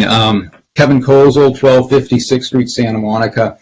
I'm speaking tonight on behalf of the ownership of the Oceana Hotel and in support of staff's recommendation. First, I want to thank staff for working diligently on this matter and preparing a very thorough analysis and staff report. We are in full support of staff's recommendations and have no requested changes to the proposed conditions. We believe that the text amendment and CUPs merit your recommendation and approval for numerous reasons. First, the restaurant at the Oceana already exists, is already serving hotel guests. We are not proposing expansion of the restaurant. There's no new construction and new seating. Basically, what we're looking to do is just allow the public to come in when there's vacant tables and chairs to dine.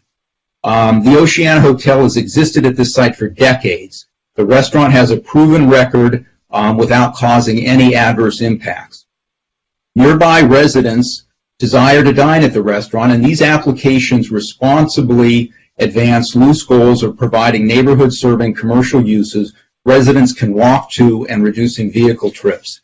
Currently, the restaurant is underutilized, and Mr. Lee from the hotel will address that more specifically. And again, we're simply asking that the public be able to dine at tables and chairs that already exist. Allowing neighbors to walk to the restaurant to dine should be supported. Opening the restaurant to the general public will not cause any adverse impacts.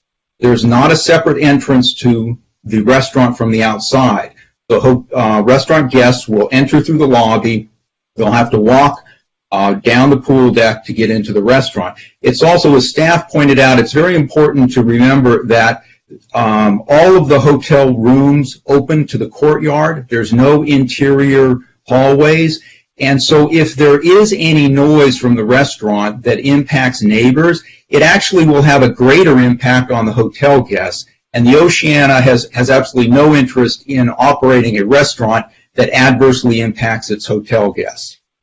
We believe that staff has drafted appropriate conditions that assure that allowing the public to utilize the restaurant will not cause adverse impacts. As staff has pointed out, there's strict hours of operation, closing at 10 p.m. on weekdays, 11 p.m. on weekends. There's a limitation on the number and hours of deliveries to 3 days a week between 9 a.m. and 6 p.m. These conditions currently do not apply. As you pointed out, there's also a requirement that the report come back so you can see how the hotel is operating, and if there's a problem, additional conditions can be imposed. I want to address 2 points that have come up in the public comments. One is that this is somehow creating a loophole that will lead to widespread abuses of the zoning ordinance and create rampant expansion of commercial uses in neighborhoods. This is an unfounded exaggeration. This is not a loophole. It's a text amendment application. This is a procedure that's allowed by the zoning ordinance. This allows the public to present a request to amend the municipal code, and the city has the discretion to review each request individually on its own merits. The text amendment process has existed in the municipal code for decades, and yet such applications are rarely filed. Second, there have been comments that there will be adverse parking and traffic impacts. Again, this is unsupported speculation. As staff has indicated, the parking garage can accommodate up to 66 vehicles, and the hotel estimates that even at full capacity, there's always upwards of 30 available spaces. And again, this restaurant is very small. Even if it was a standalone separate restaurant, the code would only require 5 parking spaces. If restaurants of this size created significant traffic impacts, the city's parking standard would be greater, and it's not. And so allowing the public to access this restaurant, many who likely will walk, will not generate any significant vehicle traffic, and the garage can certainly accommodate any patrons who drive here. In conclusion, well, first of all, we recognize that you really do have to balance different perspectives and concerns between the Oceana Hotel's request and those that are in opposition to this. But we urge you to consider the following facts in support of our position. This restaurant is very small. It's been in existence. It's been serving hotel guests without any problems. Staff has proposed very restrictive conditions. This will actually benefit surrounding neighbors in providing a walkable dining alternative. The opposition is simply speculation about possible traffic, parking, and noise issues, all of which are unsubstantiated and all of which are addressed with the proposed conditions. So on balance, we believe that these applications strongly merit your approval. I'm going to turn it over to Mr. Lee from the hotel to provide some additional information, but I do want to comment on the CEQA exemption. We think it clearly does apply. Any expansion, if there even is deemed to be expansion, is negligible. Again, we're not doing new construction, we're not increasing the square footage, and we're not increasing the number of seats.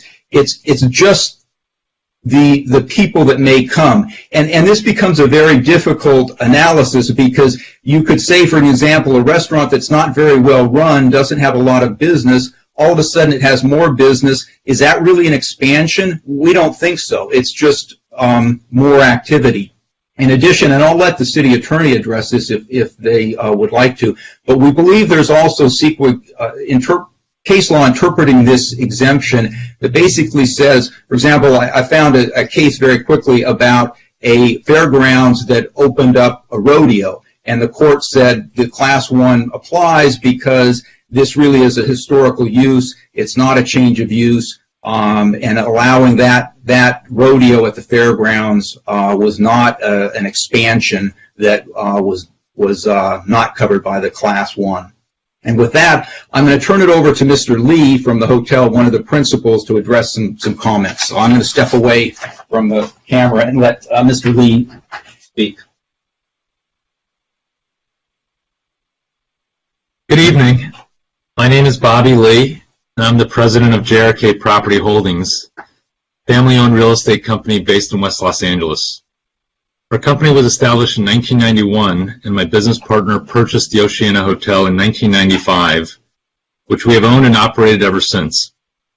We have always been a hands-on owner and cared deeply about the hotel and its surrounding neighborhood. Throughout our ownership and operation of the Oceana, we have strived to be an extremely good neighbor. This is largely because the hotel relies on its reputation as a quiet and secluded retreat away from the hustle and bustle of the busy city. Over the course of our ownership, we have completed upgrades and improvements over the years, including improving upon our very small 12-table restaurant. In recent years, we have received requests from neighbors to eat at the restaurant, primarily for breakfast or weekend brunch. Much to their frustration, we have had to turn down these requests unless they were visiting a hotel guest. Our current request aims to allow us to serve these neighbors when they want to utilize and enjoy the restaurant. Given the small size of the restaurant, we have no intention of turning this into a destination or having it be a primary source of revenue. Rather, this change will allow us to accommodate our neighbors' requests and bring back some of our furloughed employees as our hotel business is still ramping back to normalcy. We believe that these changes will be beneficial to both the hotel and the surrounding neighborhood. We are also confident that they will not have any negative impact on our neighbors. As mentioned before, the hotel's primary selling point is as a quiet, private retreat. Given that the restaurant opens up to the hotel's courtyard and all of our rooms face the same direction, the guest rooms would be the first to be impacted by noise, and therefore this hotel has every incentive to manage this. Similarly, the restaurant's 12-table size and limited hours will limit any noticeable impact to our neighborhood, other than hopefully a new dining option within walking or biking distance of home. Thank you for your time and consideration tonight.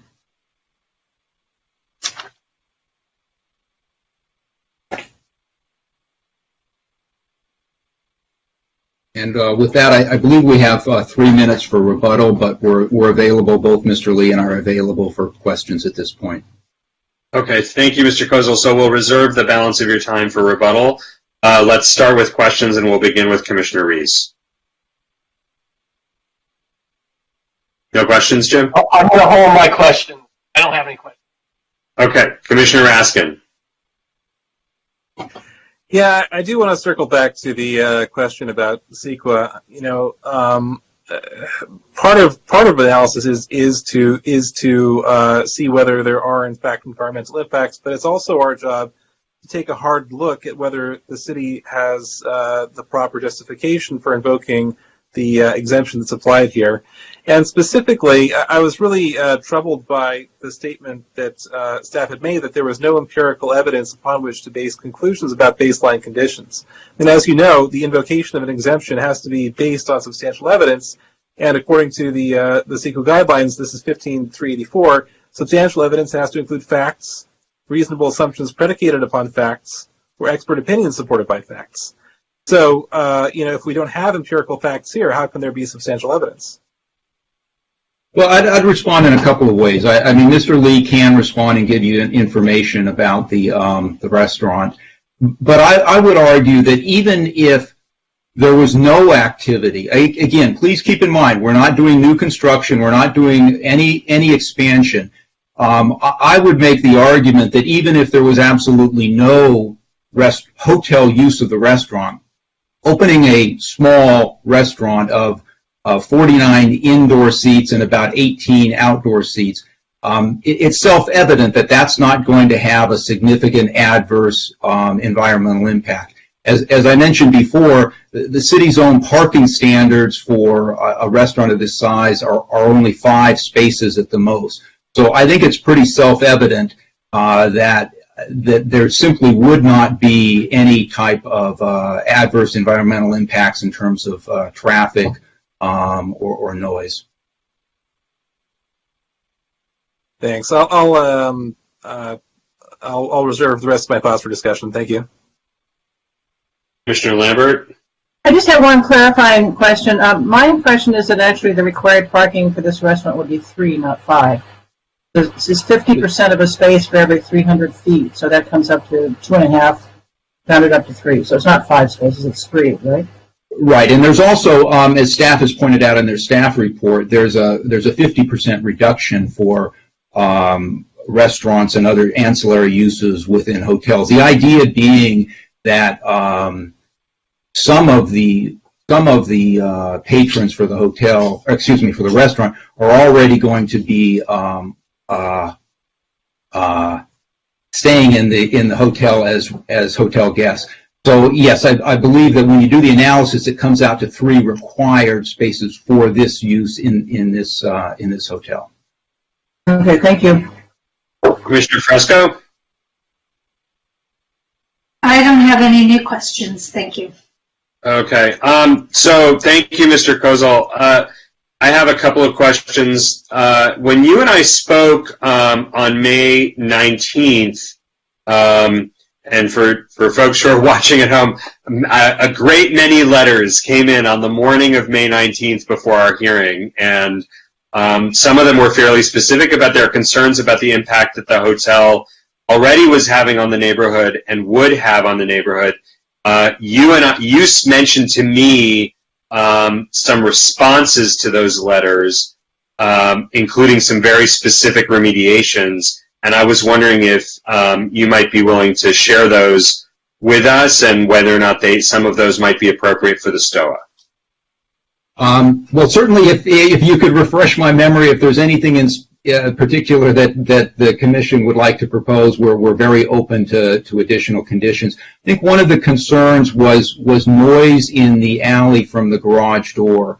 That was a big one. Yeah, and the applicant has had 2 garage door companies out to inspect the garage door. It's functioning fine and appropriately. It was an expensive garage door. It's intended to be quiet. They believe it's no more noisy than the other existing apartment garage doors off the alley.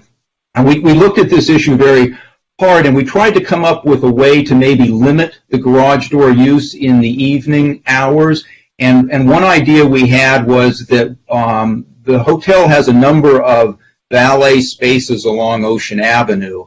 And what we were proposing to do was allow cars to park there overnight, or if a restaurant guest came and there was space available on Ocean Avenue in the valet parking, would let them park there while they were dining at the restaurant. Unfortunately, we've spoken with City Mobility, and that's not allowed. So unfortunately, that's not something that we can propose at this time. My understanding is that the door also was not just the door going up and down, but there were some alert functions, some safety functions that were fairly disruptive. Is there a way to focus those alerts so that they really alert the people who need to be alerted and not the people who don't need to be alerted? You know, I'm just referring to Mr. Lee here. We're not aware of any sounds like that. Okay. But all right.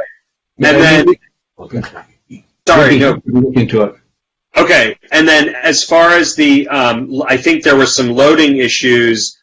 I just want to confirm that you are clear on the loading on 3 days a week between 9 and 6. Yes, the applicant. There was some concerns about overnight loading. Yeah. Yeah, no, absolutely. And as. Go ahead. Yes, we're aware of that condition, and we will comply with it. Okay. And then in terms of the in terms of condition 11, I think you and I had discussed the bike parking. I'll leave it to you to sort out the other personal vehicles as may be developed in future technologies. But let's go to 15. And I'm wondering whether, to the extent that you are comfortable with the revised condition that would require an ongoing review and potentially some more active outreach by the hotel to the neighbors. I think one of the things that I noticed in the letter is that there was genuine division, right? There were people who lived relatively close by. Some of them said, yeah, this is great, bring it on. And some of them said, you know what, this is really noisy and it's really disturbing to us. If the commission were to move forward, I think those folks have to be re-engaged in order to find out how they're feeling a year from now. And then again, right? So are you open to that period of multiple annual reviews?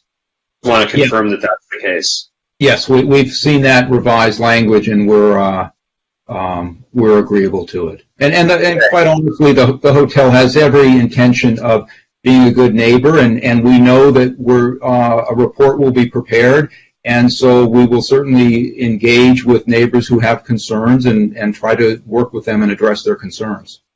Right. And then can you say a little bit more, because I think this came up in a question earlier. I believe Commissioner Lambert was asking, I think it was Commissioner Lambert, was asking the question about events. What events does the hotel currently host, and what events would you imagine hosting should this text amendment and CUP go through? You know, I'm going to turn it over to Mr. Lee to address that. Okay.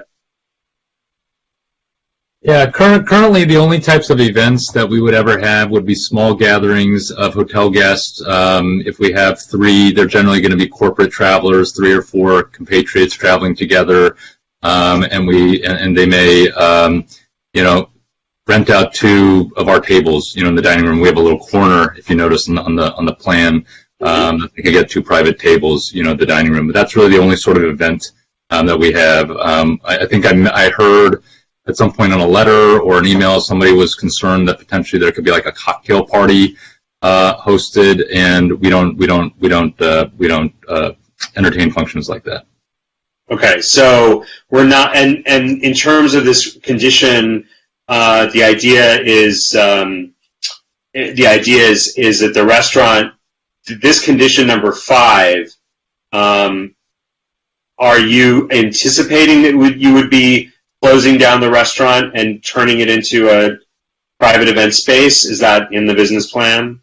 No, I think it would be more consistent with what I described, which is if somebody, an outside guest, a neighbor, wanted to, you know, book a few tables, you know, something of that, and we cordoned off, like I said, a back corner of the restaurant for, you know, a semi-private dining experience, something of that nature.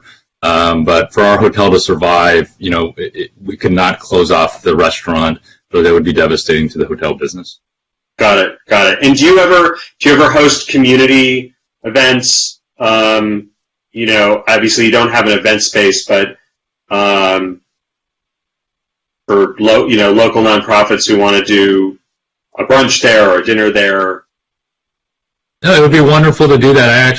I'm looking at Mr. Kozel. I'm not sure if I'm allowed to do that currently, to be honest, with our restriction, but that would be, I mean, obviously that would be something we'd be very interested in hosting. Okay. All right. Thank you very much. That concludes my questions. Are there any other questions for the applicant before we go to public comment? We'll have a chance to have another round with them after the public. But all right, so we're going to go to public comment now. As a reminder, your email was sent out. An email was sent out with instructions at the beginning of the meeting. Let's take a moment to make sure Diana is ready to go. And while she's getting set up, I would like to note that we have we have 26 callers, of whom a number have requested translation. That means that the time limit will be 2 minutes for callers who are not being translated. According to the law, if you're requesting translation, your time is doubled, but that includes your translation time. So I'm going to ask staff to let people know, irrespective of the language in which they are speaking, when they've hit the 2-minute mark, to make sure that they have an opportunity to allow the translator to speak. But we will not be able to give people extra time beyond the 4 minutes if they are being translated. I hope that's reasonably clear. And do we know that Diana's phone is working? Hey, Diana, you are off mute. Okay. Yes, Spanish interpreter too. Terrific. Do we want to ask Diana to say that, give that instruction?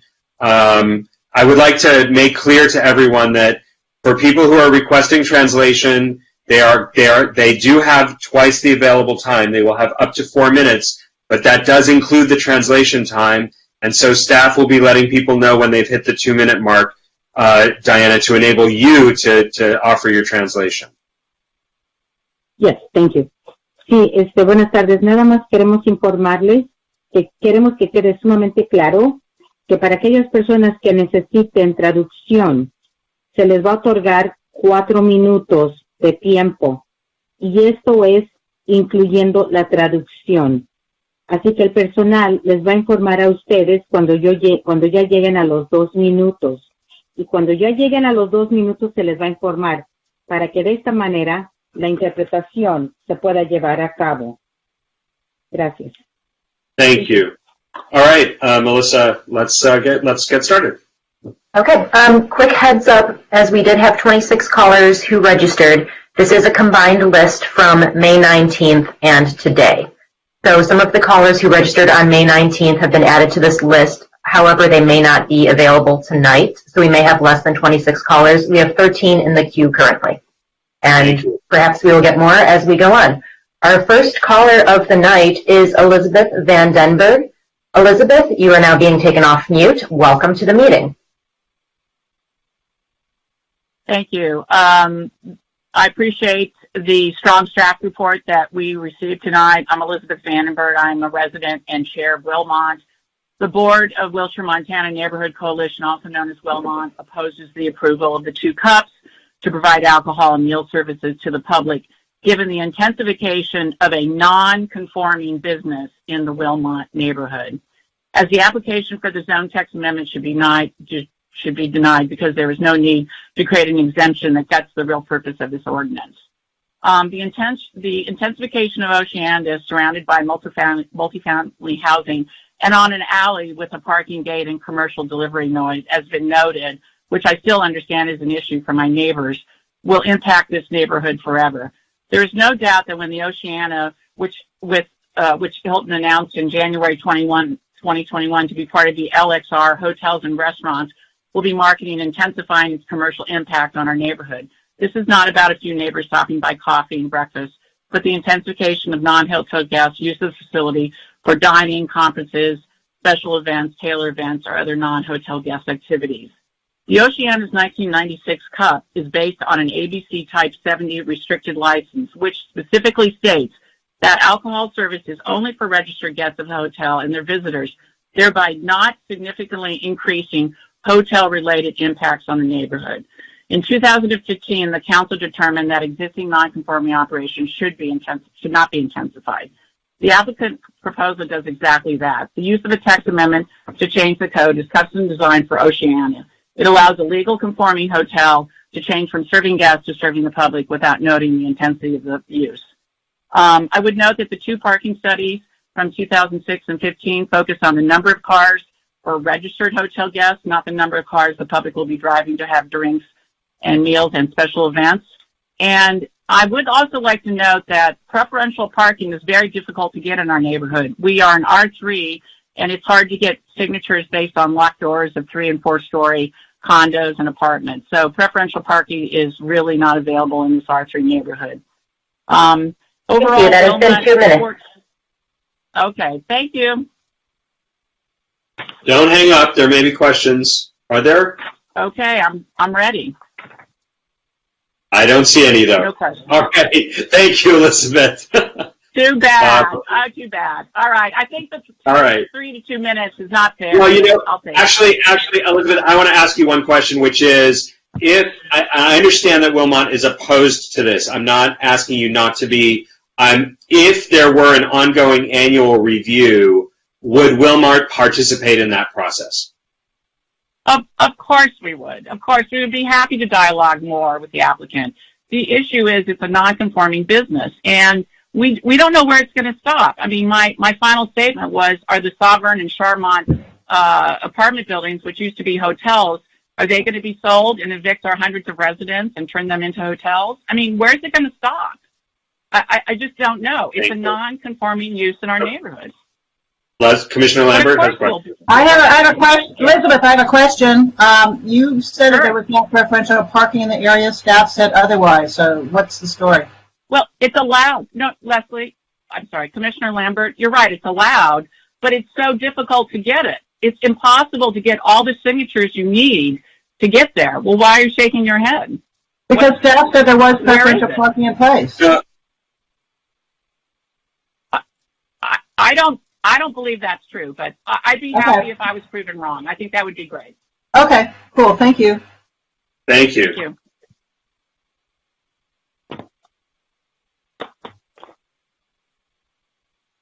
We have the next caller. Our next caller is Louise Offit, or Offit. Louise, you are now being unmuted. Welcome to the meeting. You have 2 minutes for comment. Thank you for allowing me to speak this evening. I am a resident of Santa Monica, north of Wilshire. I've lived here for 10 years. I often, if not every evening, take a walk down to Pacific Palisades Park. And I have often stopped at the Oceana to inquire about having a bite or a cocktail. I've walked down. It would be a wonderful addition to my life to be able to walk to a restaurant as opposed to getting in my car and driving to the major hotels along Ocean Avenue. It's a very quiet, serene, beautiful, small boutique hotel. The restaurant already exists there. They're not expanding it to anything. They're not going to increase parking spaces, and I don't see a traffic problem happening at all. I would welcome the opportunity to eat at the hotel and to enjoy that property as a resident of Santa Monica.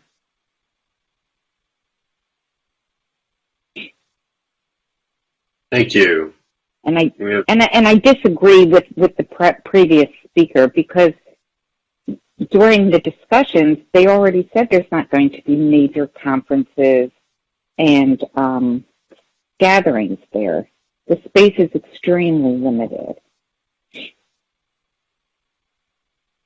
Thank you. Are there questions? I don't see any way. We'll have the next caller, please. The next caller is Valerie Griffin. Valerie, you are now being taken off mute, and you are live in the meeting. You have 2 minutes. Welcome.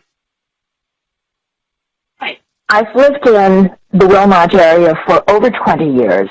One of the reasons I chose to live in this area is that we get reasonably quiet residential housing, because many of the buildings are designed well as far as the way noise travels and doesn't travel. The commercial businesses generally respect their clientele, as in us, and I love having urban areas with lots of wonderful restaurants. I love walking to restaurants in Santa Monica. I think it's appropriate for this particular hotel with a small footprint, the well-confined restaurant so the noise won't be escaping, lots of conditions to be able to serve the neighbors who, like the previous speaker, really want to enhance their dining experience by walking to this neighborhood restaurant.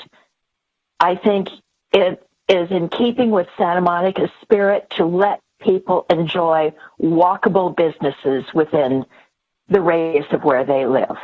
Thank you. Thank you. Any other questions? Can we have the next caller? Next caller is Jeremy Stutz. Jeremy, you are now being taken off mute, and you are live in the meeting. You have 2 minutes. Welcome.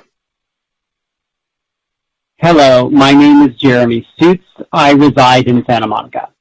I would like to make a couple of remarks tonight about the text amendment and conditional use permits proposed for the Hotel Oceana at 849 Ocean Avenue. I support these minor changes, and I hope you will vote yes on this matter. The benefits of the proposed changes are really simple. Basically, the Oceana will be able to seat restaurant guests from the community at open tables that already exist. That's it. I don't see a downside. There's no so-called expansion set forth in the text amendments or CUP applications. It's an extension. No additional signage will appear. No changes to the exterior appearance or experience will happen. No tables will be added. The proposal is meant to provide a neighborhood dining experience to community members. To illustrate, you might consider the following scenario. I'm out for a walk with my husband, watching the sunset from our favorite spot on Palisades Park. We decide we'd like some dinner. We walk across the street to the hotel and step into the lobby. We ask if we could be accommodated at the restaurant. Depending on the outcome of your deliberations tonight, the desk clerk will either say, sorry, no restaurant service is available to the public. Have a pleasant evening.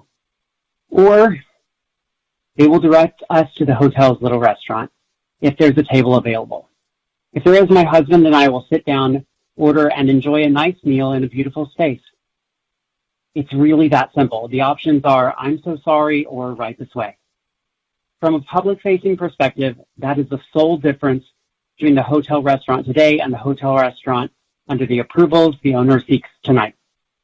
So please, help out my husband and me and the community members who want a quiet, convenient meal in a peaceful part of Ocean Avenue. Please vote to approve. Thank you. Thank you. Seeing no questions, let's have the next caller.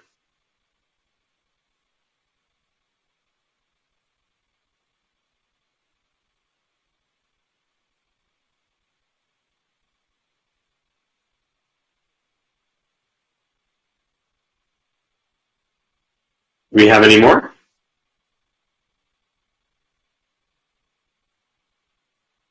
Melissa, I'm sorry, did you- I was on mute and I was talking. So sorry. Our next caller is Gloria Gonzalez. Gloria is our first caller who has requested Spanish interpretation. Welcome to the meeting, Gloria. You have 2 minutes for comment. Okay. Hola, mi nombre es Gloria González. Como trabajadora hotelera conozco mejor que nadie los desafíos que planteamos ahorita con lo del COVID-19. Yo perdí muchas horas de trabajo y estuve mucho tiempo fuera. Sin embargo, las dificultades financieras que los hoteleros han enfrentado durante la pandemia no son una razón suficiente para cambiar nuestro código de beneficios en este único propietario. Gracias por todo y espero que oigan nuestras quejas. Just 1 second, please.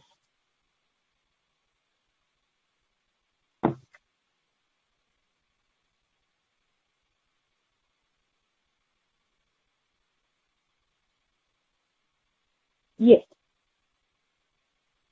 Yes, hello. My name is Gloria Gonzalez.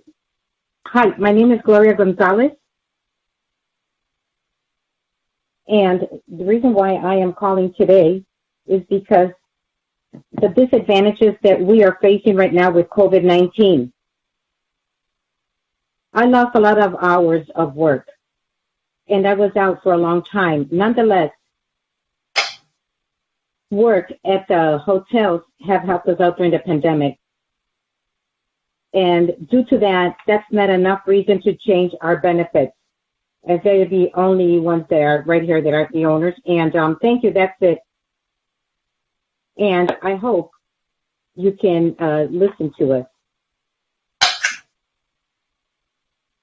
Thank you.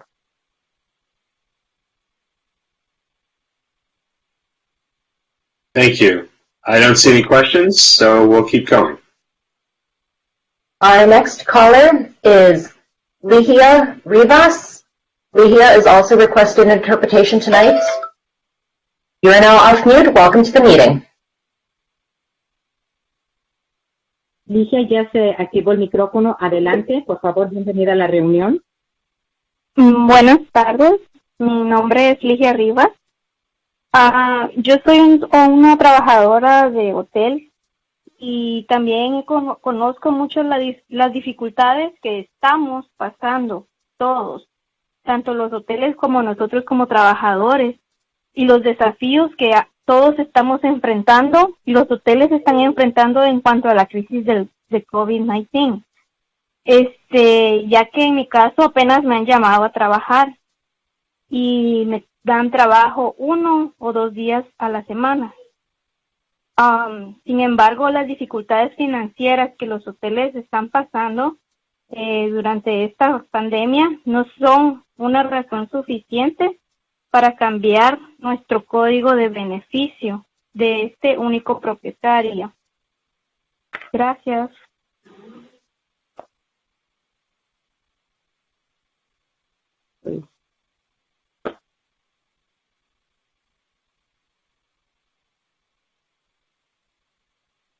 Yes, hello.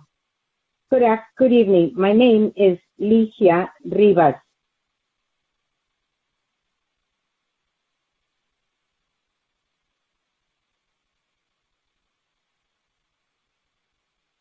And I work at a hotel. And I also know that there is a lot of difficulty and there's a lot of challenges that we are going through, the hotels and us and the workers. We are all going through this because of COVID-19. In my case, I barely got called to go back to work. And I work 1 or 2 days per week. Nonetheless, the financial challenges that the hotels face during this pandemic, that's not enough reason for them to change our benefits, as these are the only proprietors. Thank you.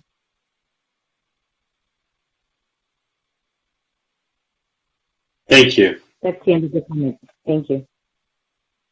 Our next caller is Sandra Ramirez. Sandra has also requested interpretation tonight. Sandra, you are now off mute and you are live in the meeting. Welcome. Muy buenas tardes. Mi nombre es Sandra Ramírez y trabajo como recamarera en Lowe's, Santa Mónica. La ciudad actualizó el código de zonificación hace unos años y decidió que los usos de hoteles en áreas residenciales no están permitidos por el código. No deberíamos cambiar ahora las reglas para esta propiedad. Por favor, rechace este cambio de código de zonificación y las CAP correspondientes. Gracias. Buenas noches.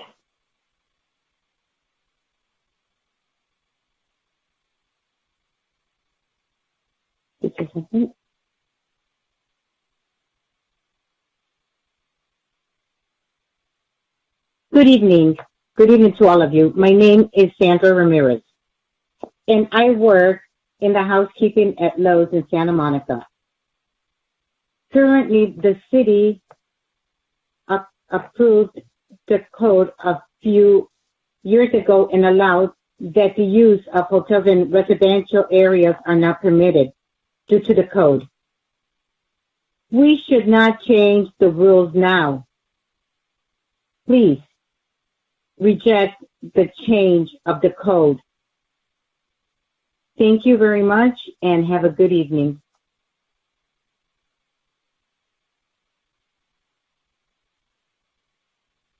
Our next caller is Elena Christopoulos. Elena, you are now off mute and you're live in the meeting. You have 2 minutes. Welcome. Hi, good evening. My name is Elena Christopoulos, and I'm calling representing myself, my husband, downtown Santa Monica community, residents, friends, and family. And I believe I've lived here for over 10 years now. As a resident of Santa Monica, I strongly support the Oceana's application to make their restaurant available to the public. I've walked, jogged, run past the hotel on many occasions and wondered if I could quickly grab some breakfast, read the paper, scroll through my emails, probably glued to my phone. So I was surprised to learn that the hotel doesn't have a permit for that use. This hotel is a low-profile, so tranquil, peaceful spot on the quiet end of Ocean Avenue, many blocks away from where my community, downtown Santa Monica, resides. The hotel guests are really quite lucky and fortunate to have access to restaurant services, but I know community members from my area would also love the benefit of a walkable, intimate place to relax, decompress after a commission meeting perhaps, and enjoy a good meal. If approved, the Oceana would be an ideal neighborhood corner restaurant for people to go out of a stroll, vaccinated, of course, at Palisades Park, on a bike ride on the city's beautiful new bike path. I respectfully urge you to arrive at a positive vote on the application and recommend that the City Council grant final approval. Thank you very much for your time. Good night.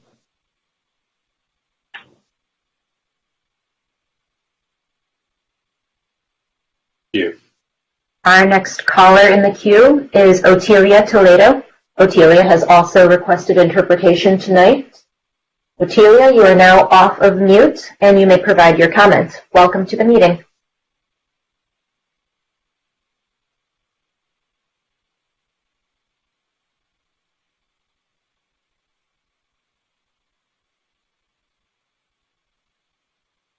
Hello, Otilia. Oh, disculpe, no quité el silencio. Sí, mi nombre es Otilia Toledo, trabajo para Santa Mónica Hotel y la ciudad actualizó el código de zonificación hace algunos años y decidió que los usos de hoteles en áreas residenciales no están permitidas por el código. Entonces, no deberíamos cambiar ahora las reglas para esta propiedad. Rechace este cambio de código de zonificación y las subcorrespondencias. Muchas gracias. Buenas noches.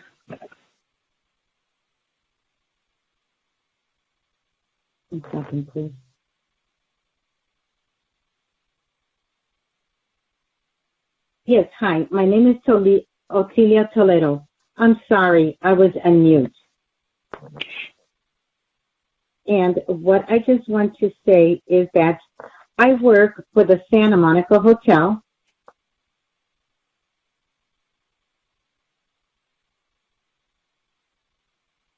And the city updated the codes a few years ago for use in hotels in residential areas that was not permitted due to the codes. Therefore, now we should not change the rules for this property. Also, changing the codes on the application. Thank you very much. Have a good evening.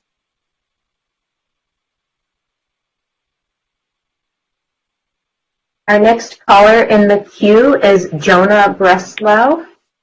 Jonah, you are now off mute and live in the meeting. You have 2 minutes for comment. Welcome. Hi, thank you very much. My name is Jonah Breslau. I work at Lane, the Los Angeles Alliance for a New Economy, and with United Local 11, the Hospitality Workers Union. Thank you all very much for your patience and accommodation, and we certainly appreciate the help with the interpretation. Well, we certainly think that it's better that it's a limited change to the zoning code. We're also very concerned about the precedent of making a change that only applies to one property. It's not proper zoning to diverge from zoning, the zoning code with criteria that are specifically designed to help a single non-conforming property. And as you heard from some of the workers, the city recently updated the zoning code to restrict hotels in this area. And it's a troubling precedent, not just because of whether other hotels in the R2 and R3 zones could expand their services, but in particular because of the very concept of giving developers apparently custom-tailored zoning changes. We feel that this reflects really a private benefit for the hotel rather than the public benefit for the community. And so we urge you to take that into account. You know, at some points in the staff report, there was an indication that part of the justification was the pandemic to make these zoning changes, but we understand better than anybody the challenges for hotel management and hotel workers that have occurred during this time. But this is a permanent change for the zoning code. And so we urge you to recommend rejection of this zoning text amendment to the City Council. Thank you very much.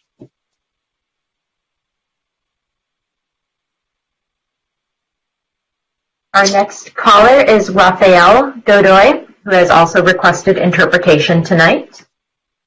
Rafael, you are now off mute and live in the meeting. You have 2 minutes for comment. Welcome.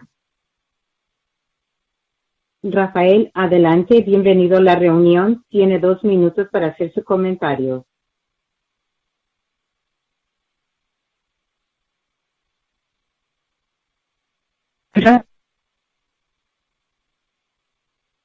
¿Aló? ¿Me escuchan? Sí. Adelante, señor, por favor.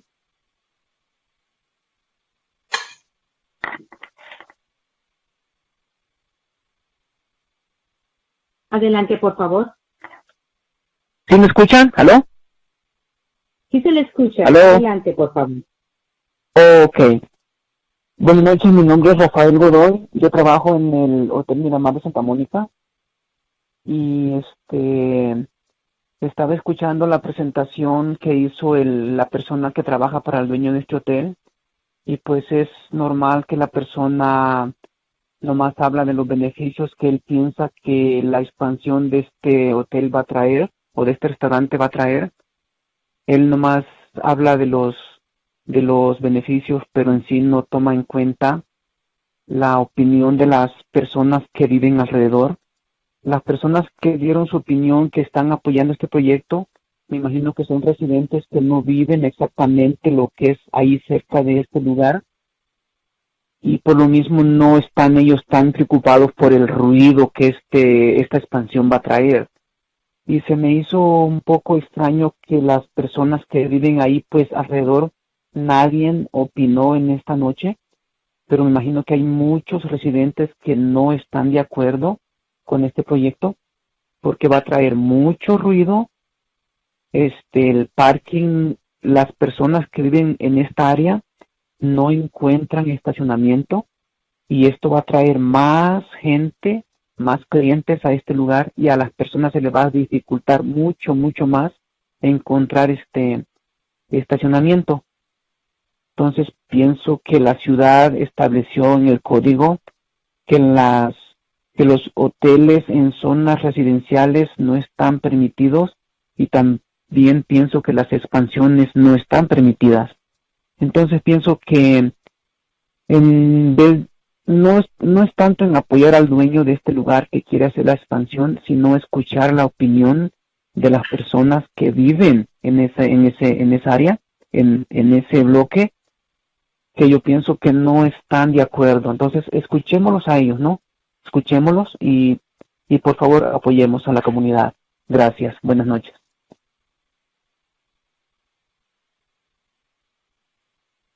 One moment, please.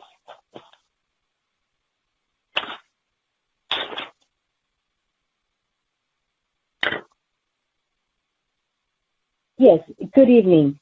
My name is Rafael Godoy, and what I want to say this evening is that I work at the Hotel Miramar in Santa Monica. I was hearing the presentation that the person made, that one that works for the hotel. It's normal that that person will just talk about the advantages of the expansion that will bring, or this restaurant that will bring. He just spoke about the benefits, but did not take into consideration the people's point of view, the people that live around there, the people that gave their point of view that support this project. I believe these are people that don't live in that area, close by to this area. Therefore, they are not really concerned about the noise that this expansion will bring.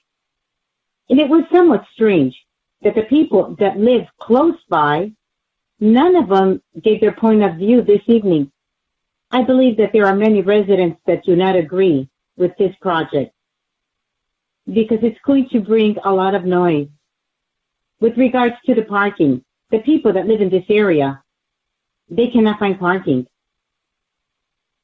And this will bring more people, more customers to this place, and it's going to be very difficult for the residents to find parking. I believe that the city, with regards to the code, that the hotels in residential areas should not be permitted, and I also believe that the expansion is not permitted. I think that it's not so much supporting the owner of this place that wants to make the expansion, but listen to the people's point of view that live in that area, on that block. I believe that they do not agree. So listen to them. Let's listen to them, and please give the community the support. Thank you very much.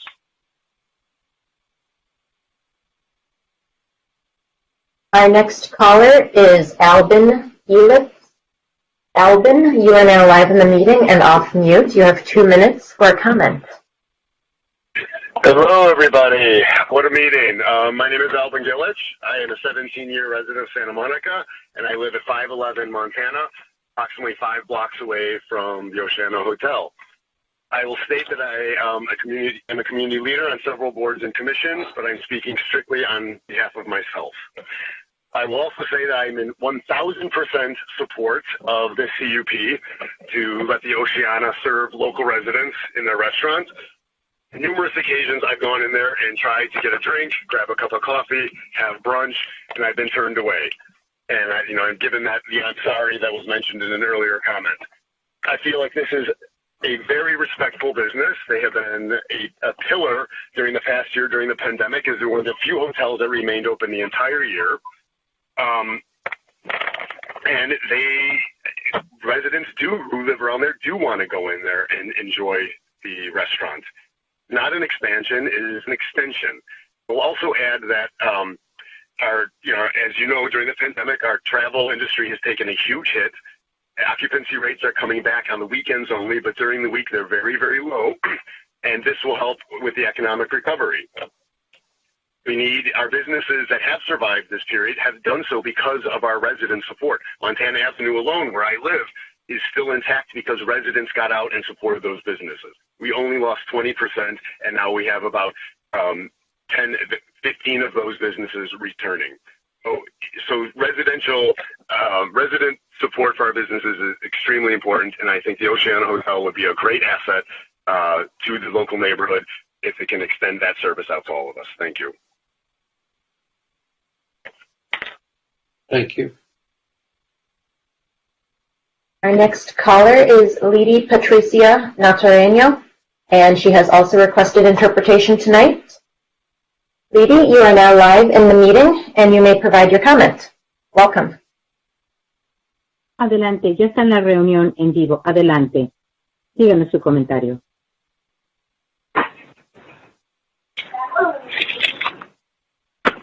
Buenas noches, mi nombre es Lady Natareno y trabajo como recamarera. Me preocupa el presente que esto establece para otros usos no conformes en cuestión de justicia. ¿Por qué vamos a cambiar las reglas de esta propiedad? Rechacen esta enmienda al texto de la zona. Gracias. Buenas noches.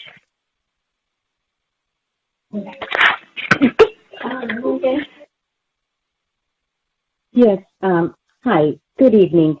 My name is Lenny Nazarena, and I just want to say that I work as a housekeeper. And I am concerned because they are going to use this for other uses. And what about the justice? Why are we going to change the rules of this property? Reject this. This amendment to the area. Thank you very much and have a good evening.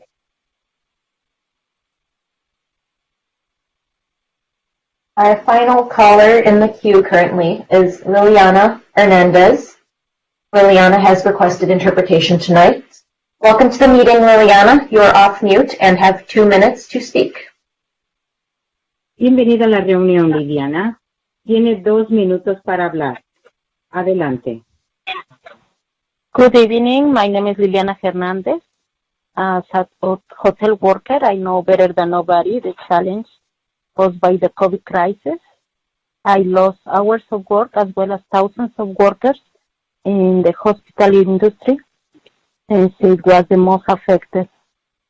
However, the financial difficulties the hoteliers have faced during the pandemic are not a sufficient reason to change our code to benefit these sole owners. So please vote no. Thank you. Have a good night.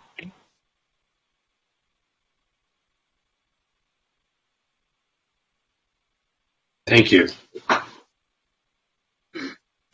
And that is it for the queue tonight. Okay, Melissa, you had indicated to me earlier that you weren't sure if we'd gotten through all of we'd ID'd everyone. Everyone's been ID'd.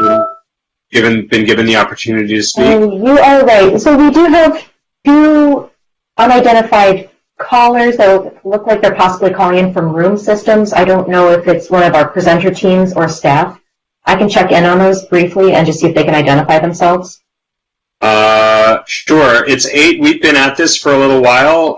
Why don't we take a 5-minute break while you sort out who these folks are, and we can come back and hear them if they are public commenters, or go to rebuttal if they're not. Sure thing. I'll give it a try.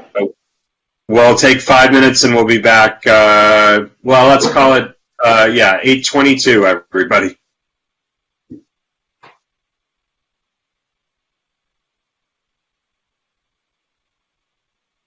And while the commission is on a brief recess, I'm checking in on our first unidentified caller. If you heard that you have now been removed from mute, would you kindly reply to me and let me know who you are?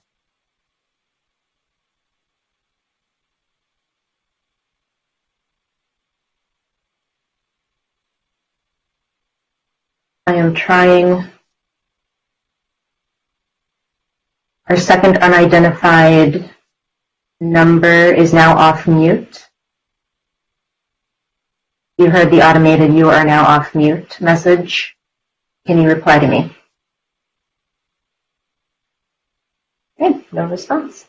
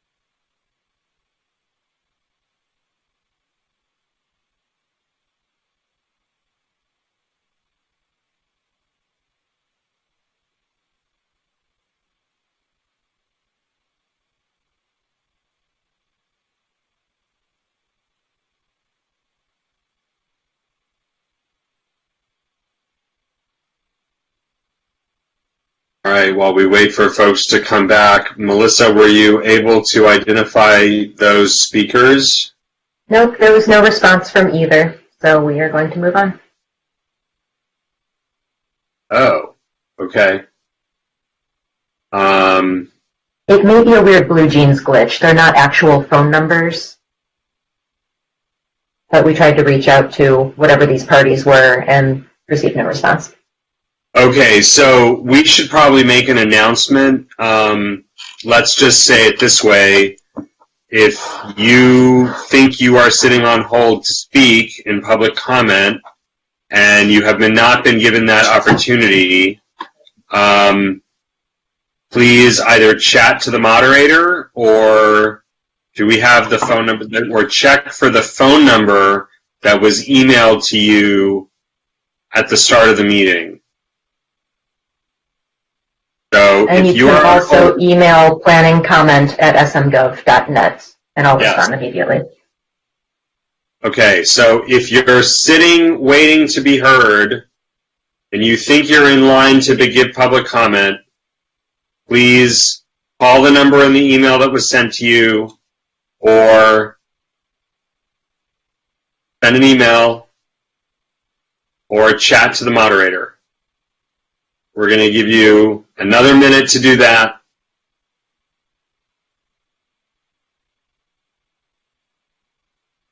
And then we will start up again at 8:24 here.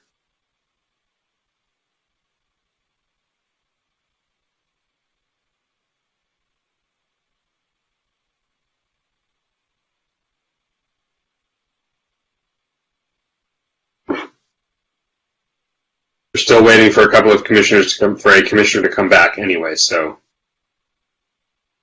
I'm here. Oh, you're here, okay.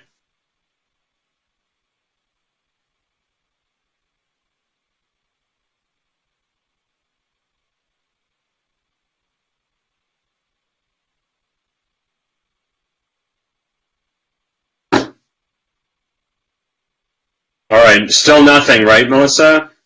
Nothing.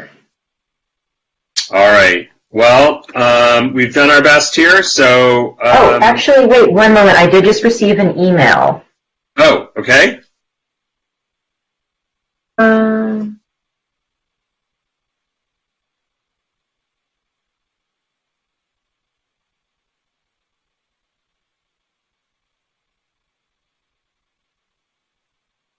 We're all in suspense. Okay.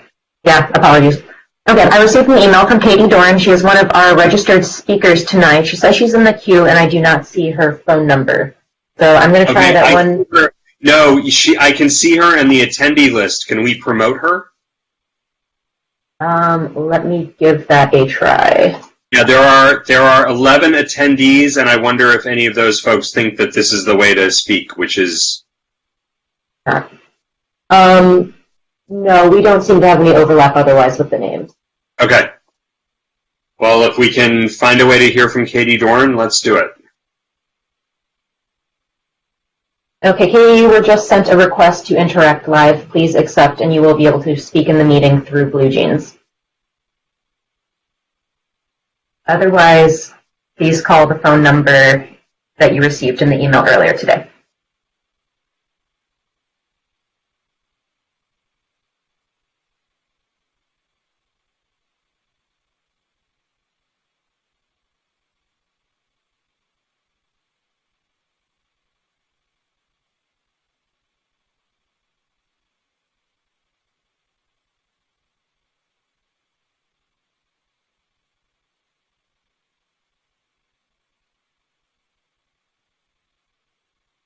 I'm not seeing her being promoted to presenter.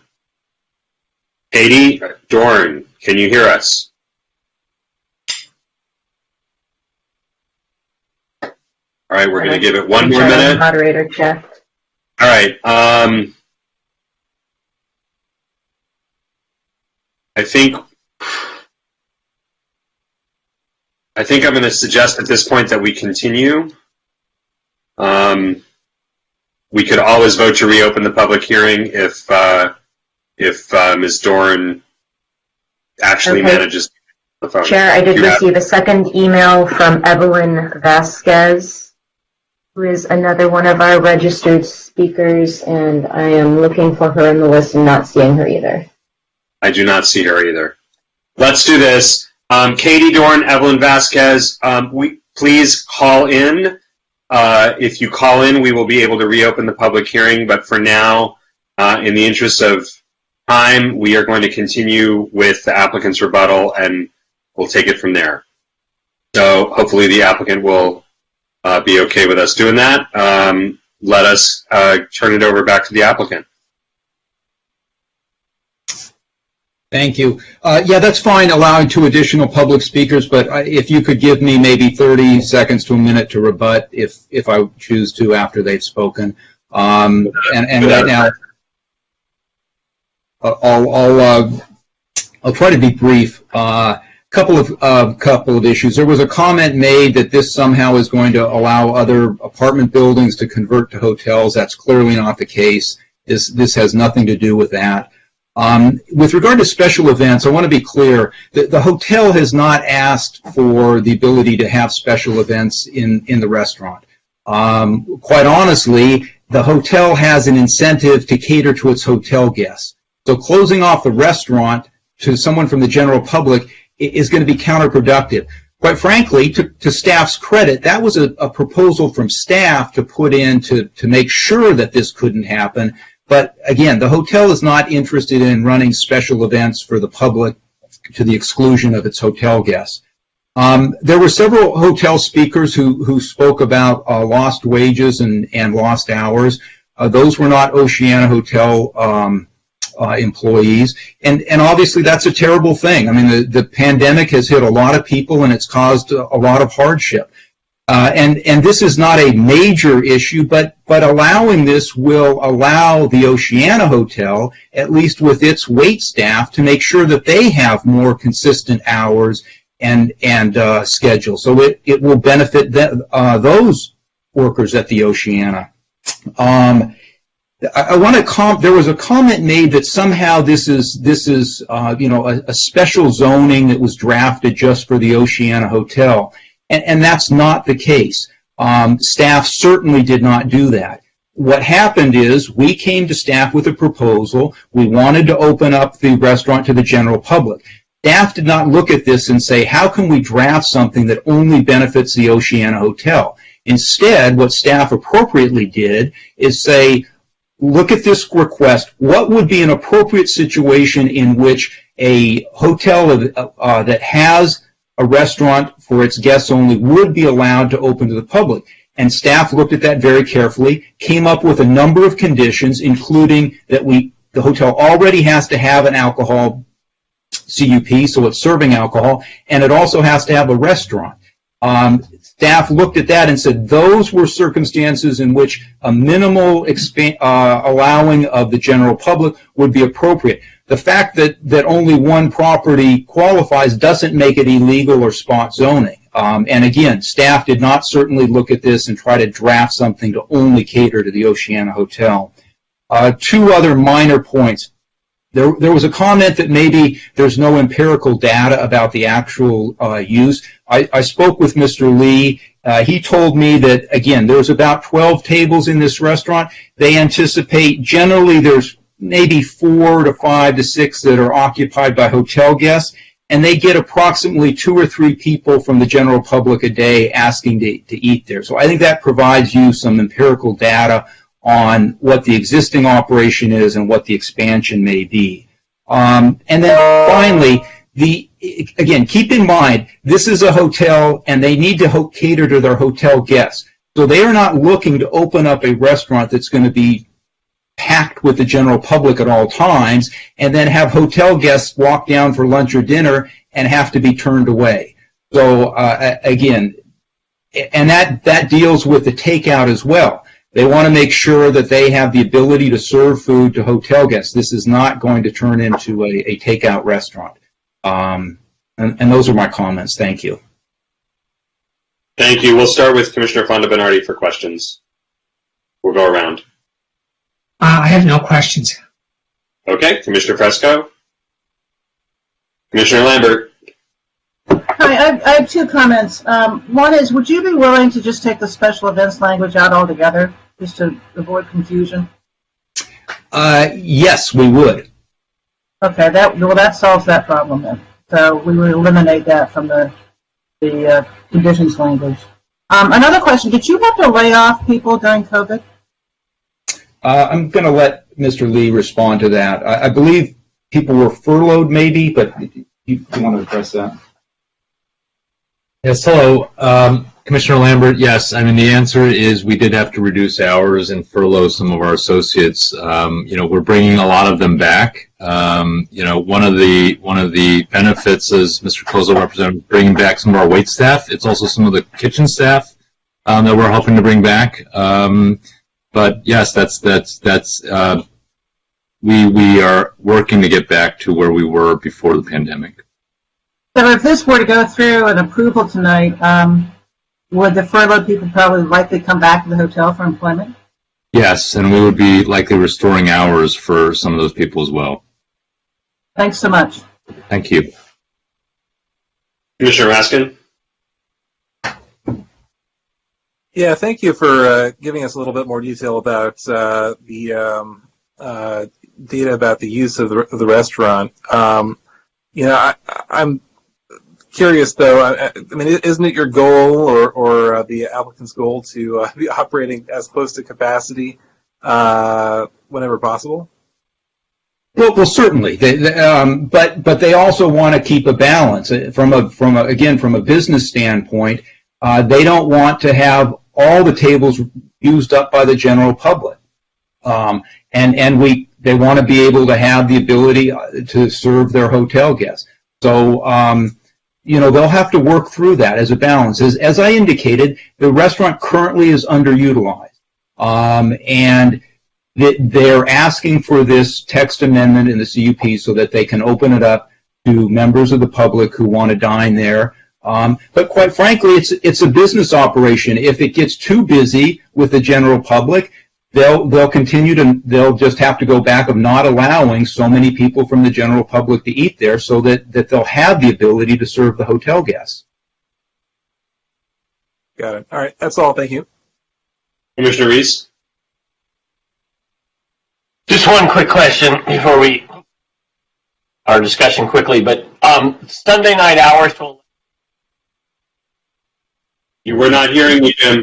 Your mic is cutting in and out. Can you try to be closer to your mic? The 11 p.m. hour on Sunday, is that something you are fighting for as the applicant? No, we will agree to change the Sunday hour to 10 p.m.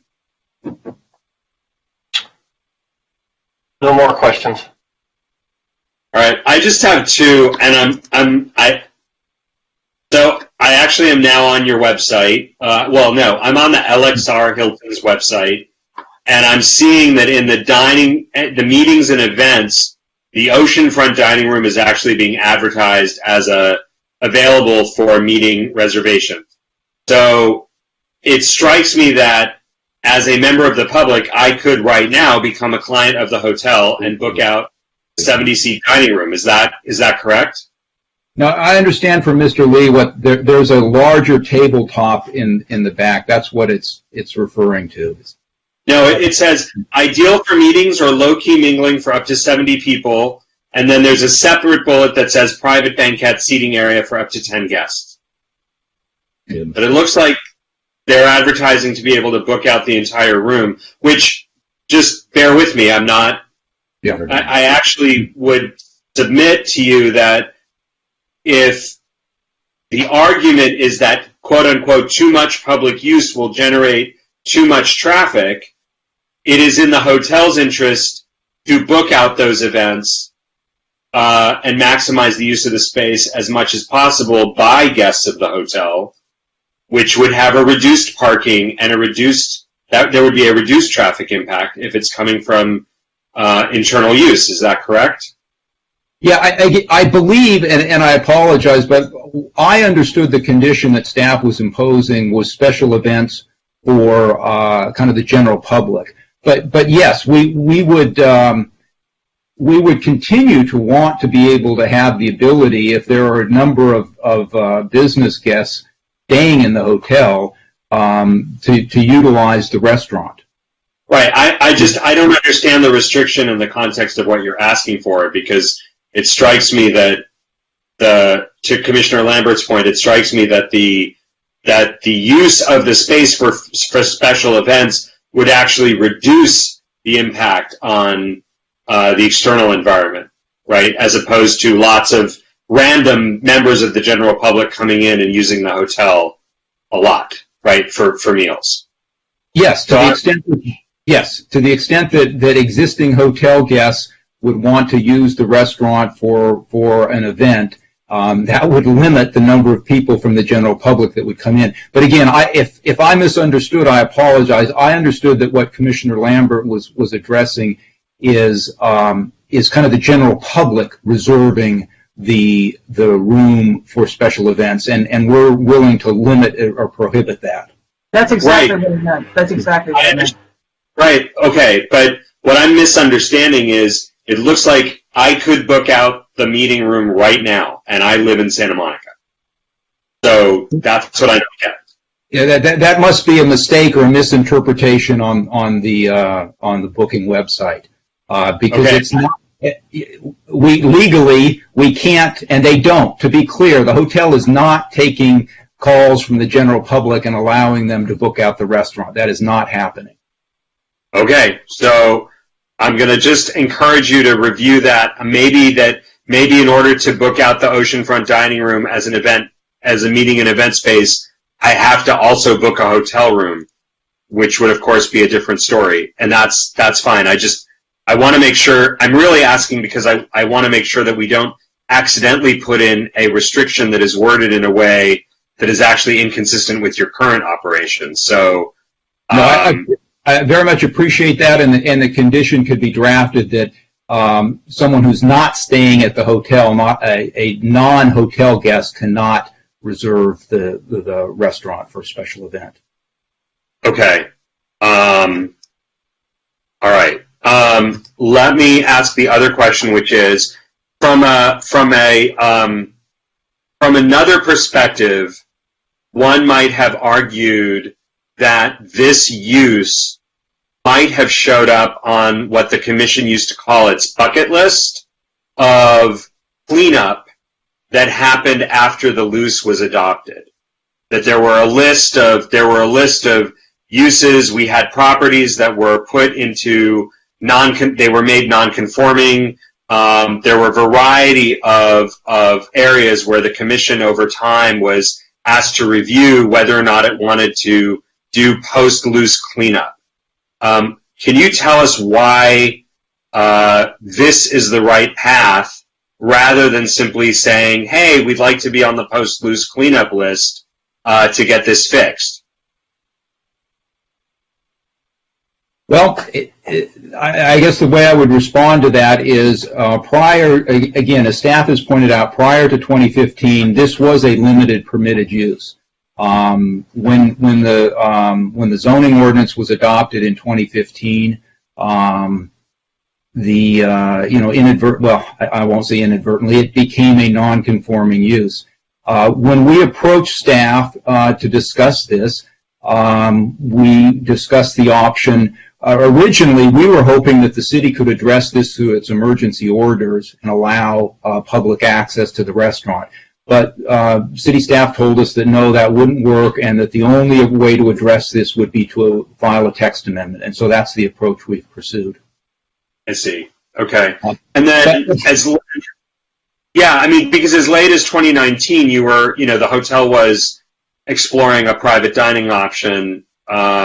There was some news about it. I think we saw a letter about it. So I'm just trying to understand the shift. And quite honestly, if the city were to go back and change the zoning ordinance to allow pre-existing hotels in the R2 and R3 zone to be a limited use, we would support that. But that also would have a much broader impact. Right. Okay. don't see any other questions pending. What we have one of our public commenters back, so is there a quick motion to reopen the public hearing with a 30-second rebuttal? Great. Was there a second? Okay, let's have a quick roll call. Moved by Fonda Bernardi, seconded by Raskin.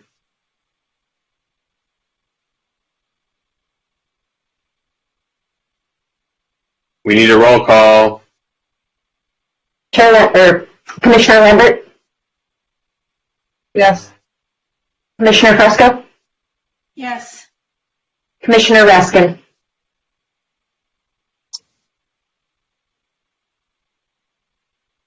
that a yes from Commissioner Raskin? Yes. Thank you. Commissioner Fonda Bernardi? Yes. Commissioner Rees? Yes. Chair Landris? Yes, thanks. So let's hear from whoever we have. Okay. The final caller is Evelyn Vasquez. And Evelyn, you are now off of mute and you are live in the meeting. Thank you. You have 2 minutes for your comment. Welcome.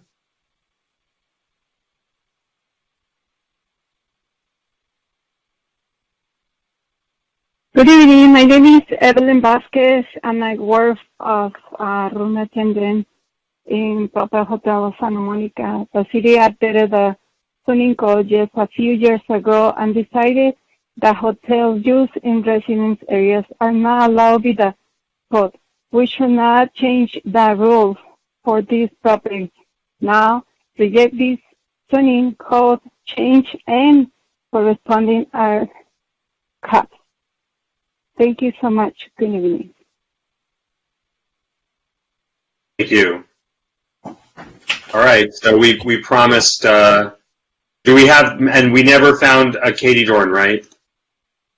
No, we reached out via moderator chat and email and did not receive a response through either. Okay. All right, we promised Mr. Kozel 30 more seconds. I'll waive rebuttal. Thank you. Thank you. All right. Well, commissioners, this is before us now. So, any more questions for staff or Commissioner Fresco? Go for it.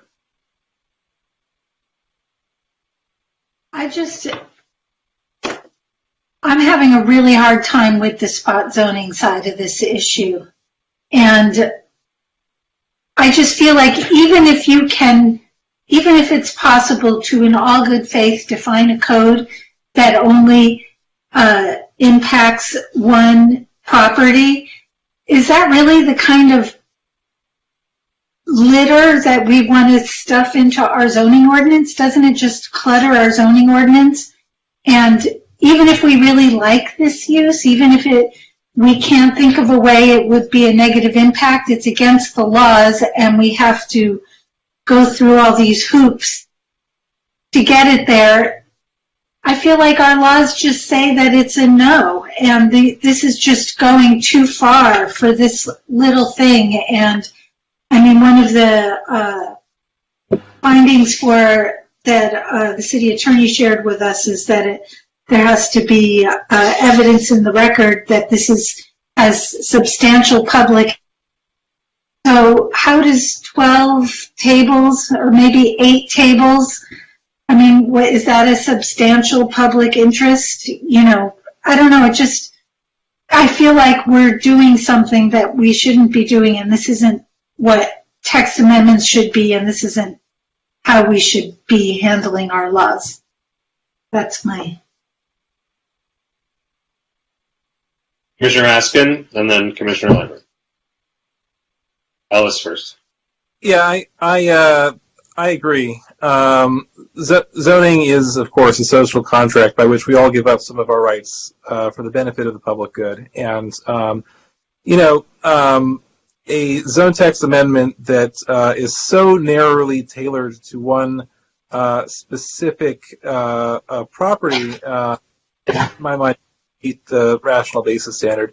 It is arbitrary and capricious in my mind, and there's no rational basis why this shouldn't be written in such a way that would authorize all similarly situated hotels operating in residential zones to open up a restaurant use if they wanted to.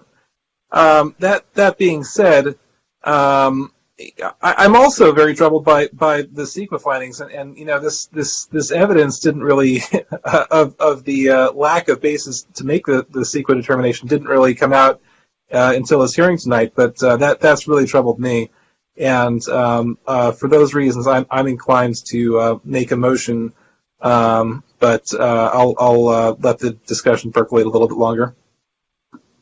Commissioner Lambert? I have a question of staff. And correct me if I'm wrong, was there not it's not that unusual to do a project-based text amendment, is that true? And I can think of one example, and if I can think of one, there must be many more.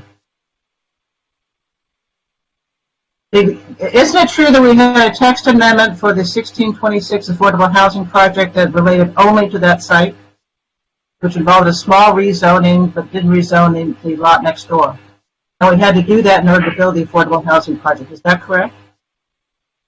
So I can answer that. It's not unusual for, I guess I will say we don't receive applications that often, but we've certainly had applicants in the past apply, for a zoning text amendment or a lease amendment. The one you're referencing, 1620. Thinking, so if we thought that these text amendments should go in the bucket list, how would we do that if they're based on specific projects? Is that feasible? I already know the answer. The answer is no. The point is, I can think of one text amendment, and if I can think of one, there must be many more that is site-specific and necessary to build the project.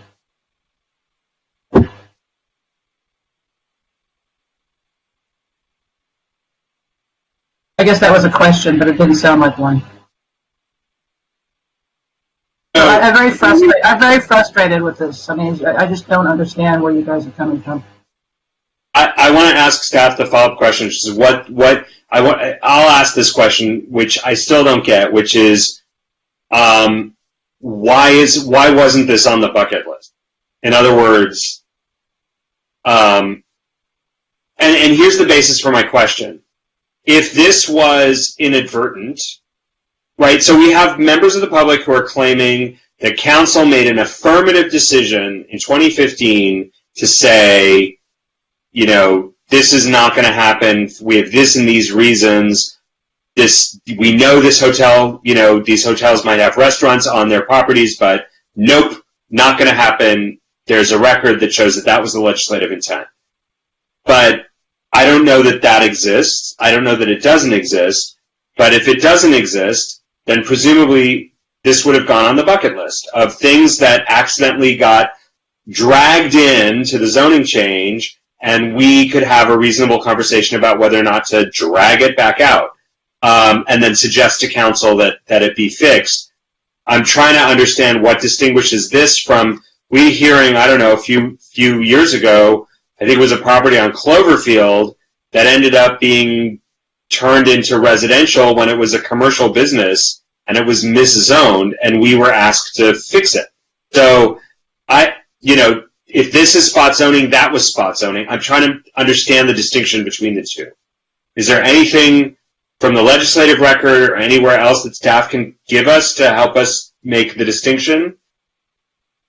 So I don't think so. I mean, I can't speak as to why, or speculate as to what was removed in 2015. I think we honor the fact that the council adopted a zoning ordinance. It did not include the provision for further expansion of legal non-conforming hotels, and there was a decision made there. I will say we don't have like a formal bucket list at this point. We simply don't have the resources or time to be doing that at the moment. And so, when people bring issues forward, whatever that may be, it's every applicant's prerogative to apply, for a zone change or what have you, or a zoning text amendment, to address, whatever issues or barriers the zoning ordinance, as written, may be presenting for the proposed project. So I think that's as best as we can speak to it as to it didn't. I don't think it was clear to staff that was inadvertently left out, or there was an error or something like that. So I think in keeping with the spirit of what was in those multiple buckets we were compiling, those were, initially started as oversights and typos and what have you, and then evolved into sort of like policy changes, and something like this would have fallen into that final bucket of policy changes. Okay. I want to ask I see your hand, Alice. I want to ask a process question before I go to you. Is it a legitimate option from a process standpoint for the commission to forward the text amendment to council and continue the CUPs? I mean, it would add to our hearing burden, but to the extent that there may be commissioners who are uncomfortable taking action on a CUP barring council's action on the underlying zoning question, is that an option? I think it is. You don't have to. They're all separate requests, separate recommendations, separate votes before you tonight.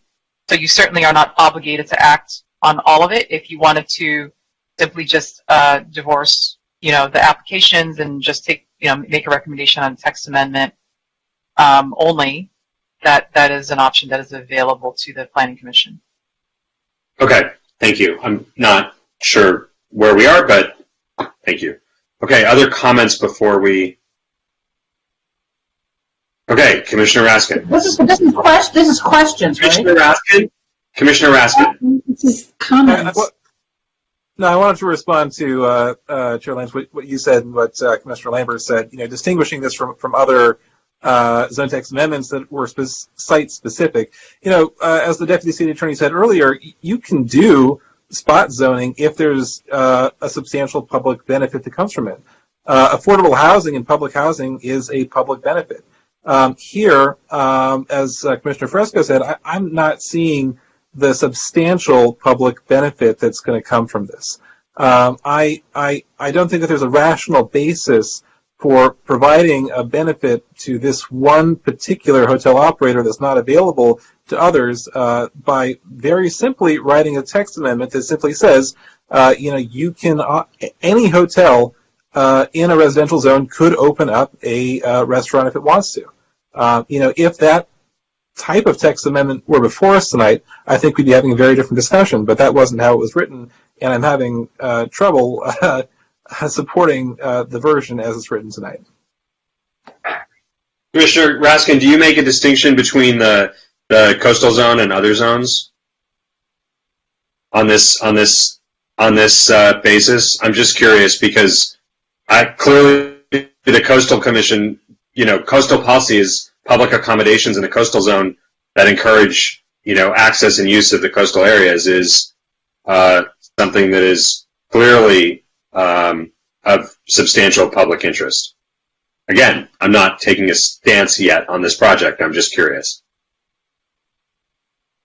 Yeah, I'll have to get back to you on that. I know there are other commissioners who want to speak, but yeah, I do think that there are applications for coastal access here, but I'll opine later. Okay, I saw Mario first and then Nina. Thank you. I feel that we've sort of entered into a draw.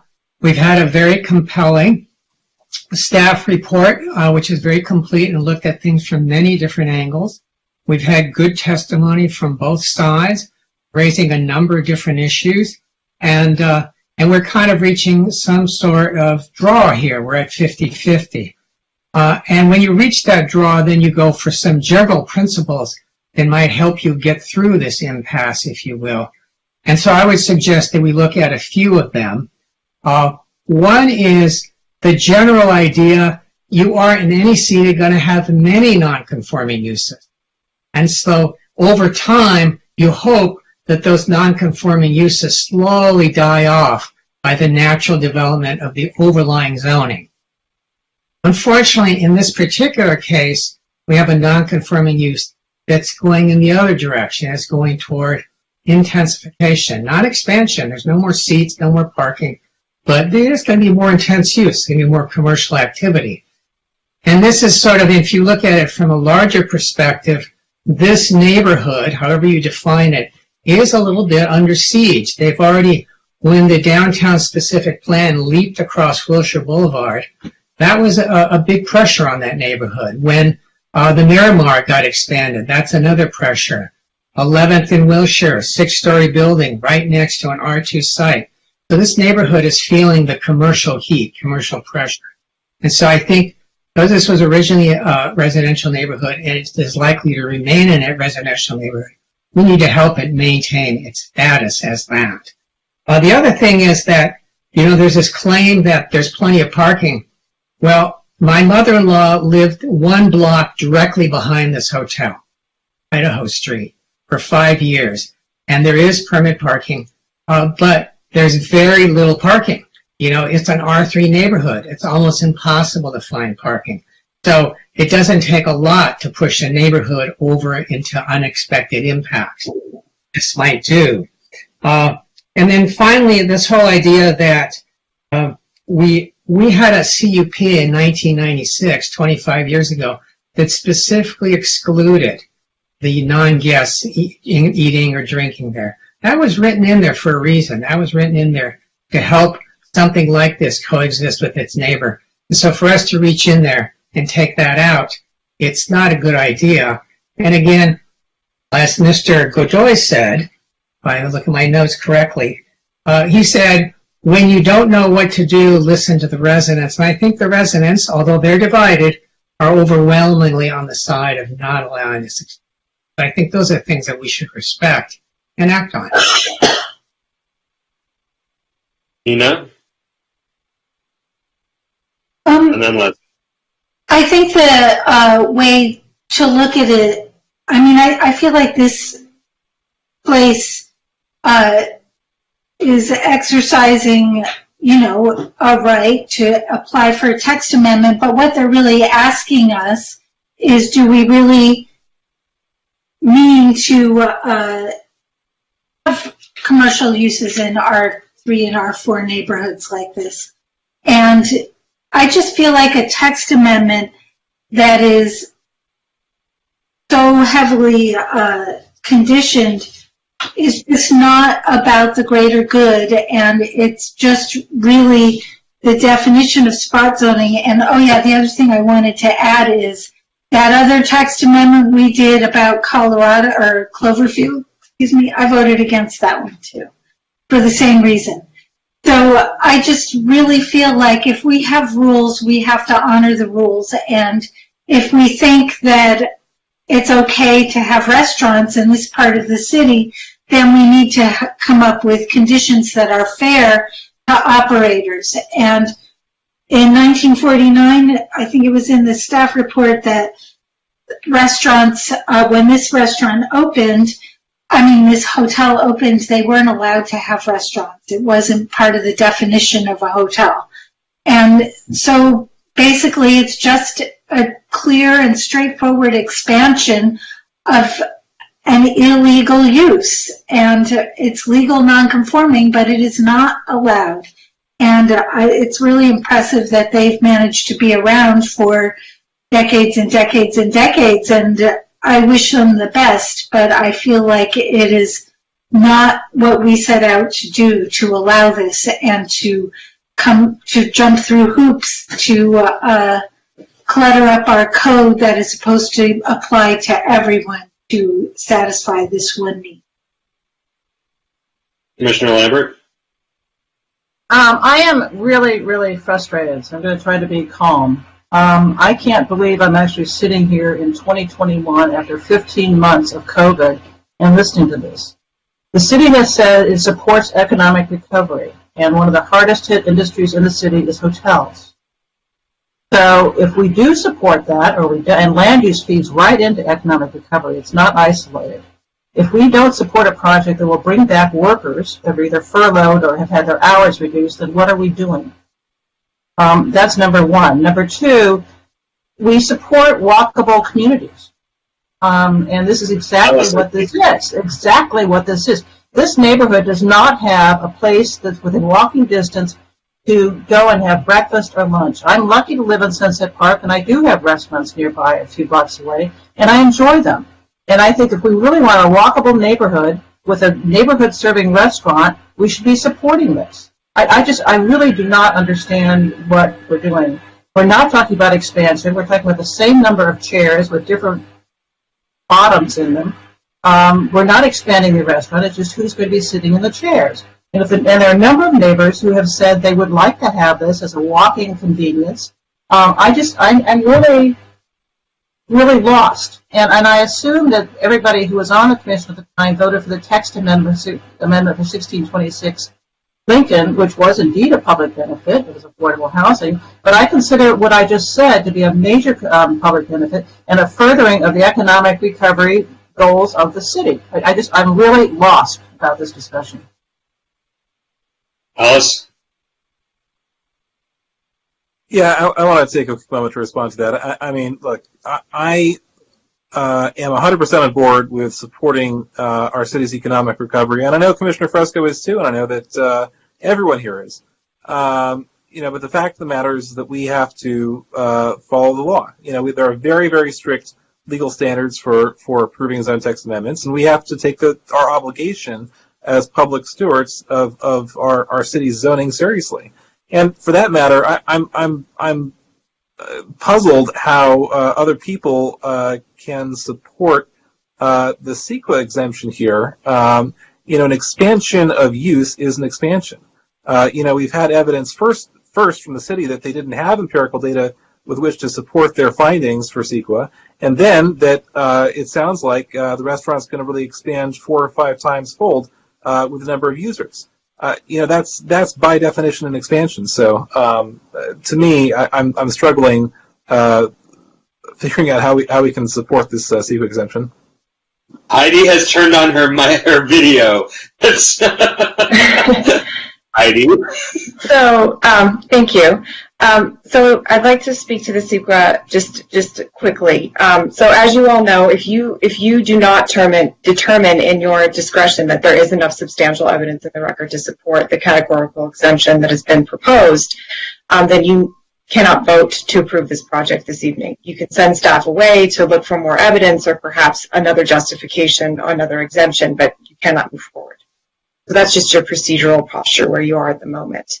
And with respect to, some concerns that have been raised, staff analyzed this, I think, as the planning manager explained, as the difference between the intensification of use for purposes of the city's zoning ordinance with respect to legal nonconforming use, took that for purposes of analyzing whether or not a text amendment was required or CUPs would be required, which is different from the expansion of use standard that is applicable under Class 1.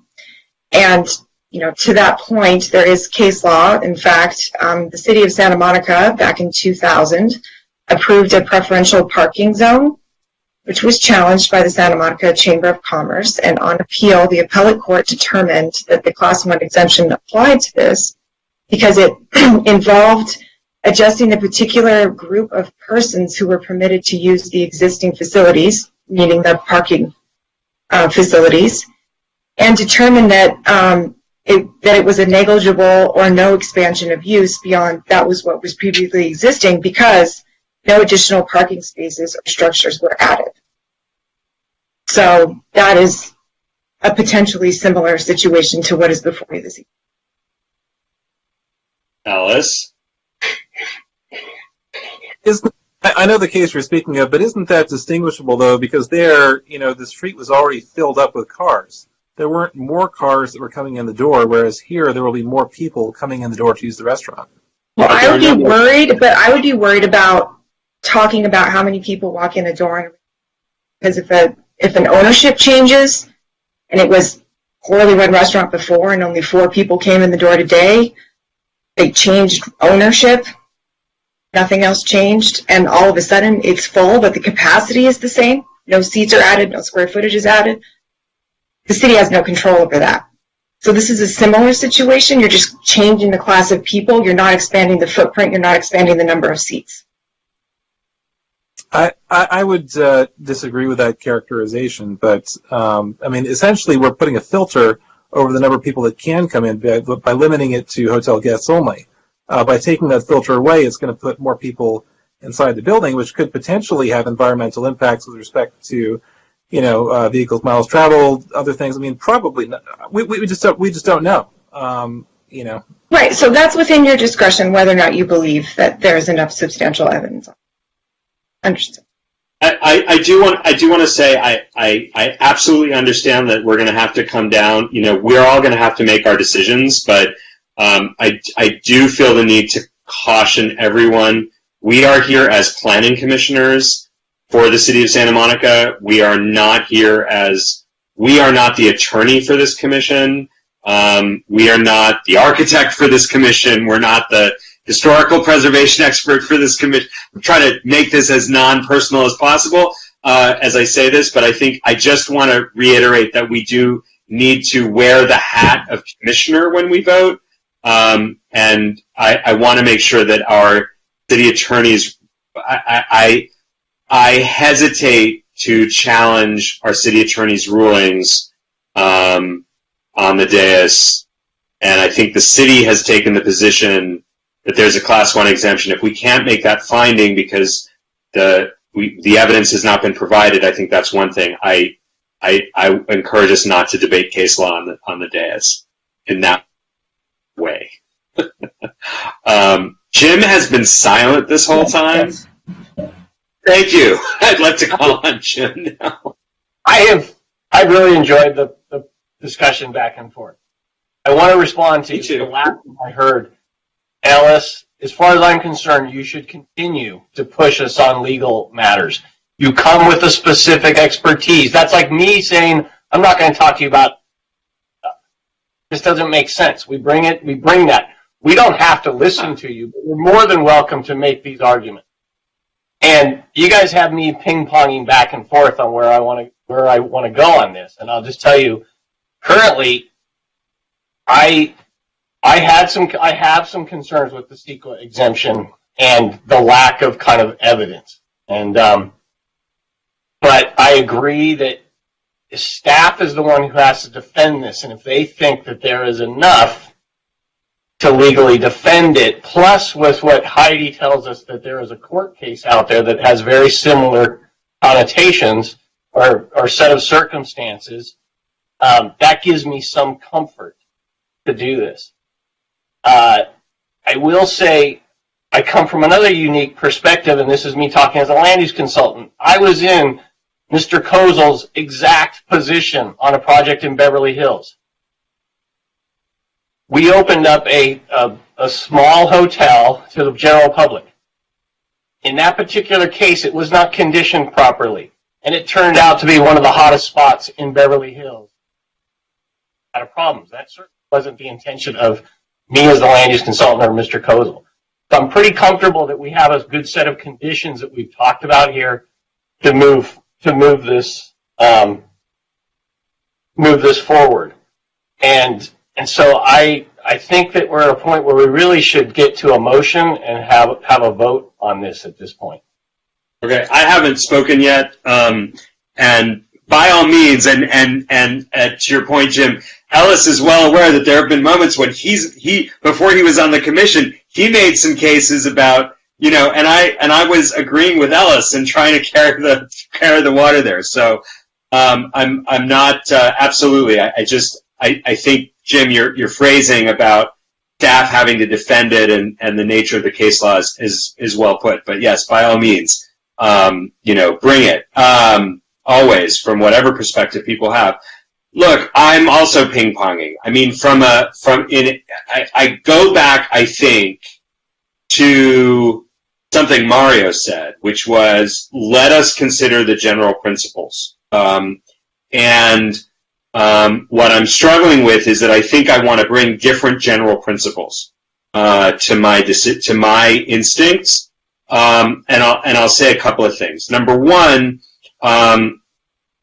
in and of itself, I struggle to distinguish this from any number of other text amendments that we've dealt with on previous bucket lists.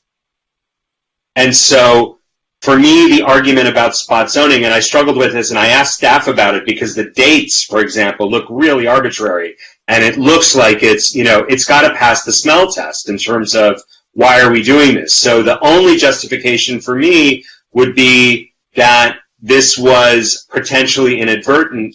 And if it was or it wasn't, and we don't have a legislative record to tell us what council's intent was in 2015, I tend to believe that it's a little bit of an overreach for us to opine on what we think should happen, other than to make a recommendation to council about, we are being asked to opine, but I don't want to substitute my judgment as a planning commissioner for the city council's in an instance where I don't know what the council's intent was. Because if council had said, no, we're freezing and we want to do that, then I would be very loath to try to overturn that on a single use. But if it was inadvertent, I might be inclined to say, hey, council, would you consider taking another look at this? Because this hotel was caught and maybe that wasn't the intention. So I'm struggling with that. On the CEQA exemption, I think that preferential parking is a great example. I agree on capacity. I don't think we are talking about a expansion of use in that sense, because we're not talking about more seats and more tables.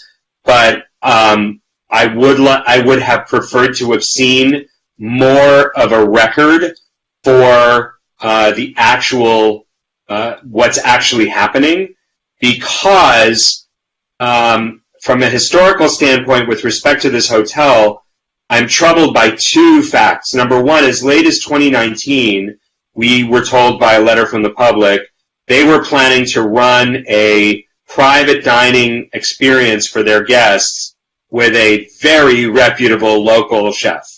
There was a business model behind it. It was good enough to get into Eater LA. And then apparently COVID happened, which, happened to all of us. And then I'm on the website for the hotel and I'm seeing a marketing plan for the meeting space. Again, which is part of the new LXR use. And again, I don't have a problem with any of this in a vacuum, but it's very fast. And so for me to, I would be comfortable with this decision. I would be more comfortable with this decision if there were more of a record behind it and more of a case being made for the necessity of this change in a post-COVID environment. But all of that having been said, Leslie's absolutely right in the economic sense. And I think the two key pieces of evidence on the other side are, one, as a general principle, do we have a basic commitment to our economic recovery, to the restoration of jobs, and to the support of an important sector in our community, number one. And number two, I think we have heard from a substantial number of residents relative to the amount we hear from the public that they do want a local dining option. I can walk down the block to multiple restaurants where I live and people don't have that opportunity. You could make the counter argument, well, they chose to live somewhere that there aren't restaurants, but we've heard from enough people that this is a desired use in their current, maybe they moved in years and years ago and now they find they really want something closer. So we're struggling between immediate needs and long-term kind of procedural issues. And on balance, my instinct is to really forward this to the council for its review and determination.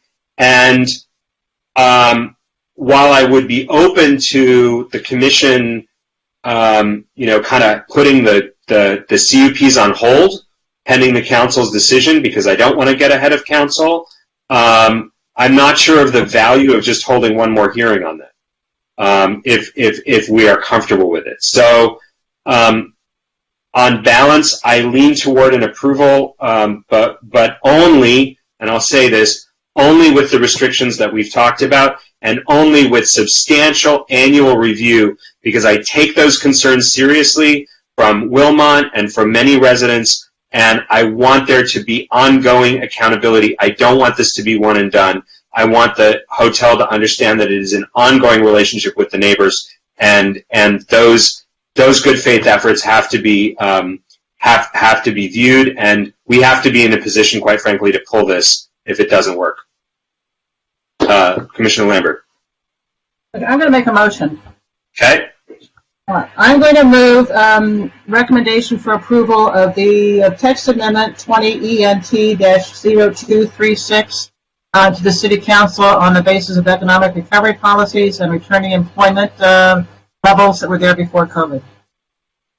With the amendments that we just discussed with staff? Yes. Let's clarify those. What? Let's No special events, but I'm not sure that was the CUP, wasn't it? Well, what was the text amendment? You just moved the text amendment. Oh, you just moved the text amendment. Okay. Just the text amendment. Yeah. Is there a second for the motion? I'll second it for. Oh, Jim, go ahead.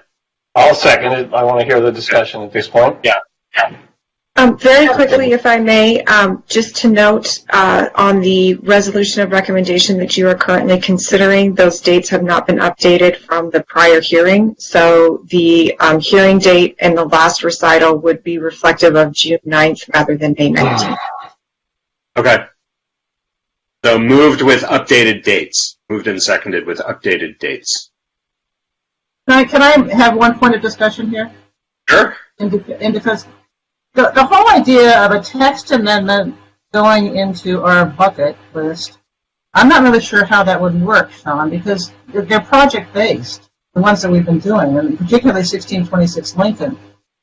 So that was not anticipated. So I'm not sure how, other than delaying the project, you would put that text amendment in a bucket. And as far as I'm concerned, the public benefit for this project is bringing people back to work and also providing neighborhood-serving eating facilities where there are none now. Yeah. That's it. In the coastal area, at that. Yes, exactly. Mario? Two things. One is that I feel the economic recovery is here, and it's just going to spike, and it's going to take off. They've been underwater for 14 months now, but there's so much pent-up demand that I'm not sure that we need to try to make life easier for a particularly oppressed economic community today when they're just close from actually coming out and actually doing quite well. And I wish them the best, and I'm absolutely convinced that's happening all over the country, maybe even all over the world for countries that are dependent on tourism. So that's one thing. The other thing is there's a certain irreversibility about these things. For example, I can't think of any projects where we asked for subsequent reports a year or two or three down the road, and then we said, you're not making the grade, and we pulled their patent, pulled their permit, whatever it was that was at risk. Once these things are granted, they're basically one and done. They're almost unmanageable, and each time we do that, unless there's something that's so potentially dangerous, we have to remember the things we've asked for. So what I'm saying, it's not a sufficient protection to reverse something. Once they have those guests there from outside the hotel, they're going to stay. They're not going away. And so what I'm saying, I'm a little reluctant to go down that road. But I think we should call the question. I think we've all spoken about it, and let's move on. I mean, one way or the other. Okay. Okay, this is the for the text amendment. Text amendment. Yep. Commissioner Fresco? No. Commissioner Fonda Bernardi? No. Commissioner Lambert? Yes. Commissioner Raskin? Commissioner Reese? Yes. And Chair Landers? Yes. So we are divided 3-3. That's embarrassing. Does that... That means no action. That means no action. Yeah, there's no point in going on because the rest of it's moot. All right. Well, so we have. Well, let me ask this question, Sean. So my kind of concept was, I kind of like what you're saying, Sean, from the standpoint of let's pass forward the text amendment and let's not act on the conditional uses right now. I'm curious if we went down that path, if that changed calculus for the other commissioners. Let me try a motion in that spirit. So I'm gonna make the following motion.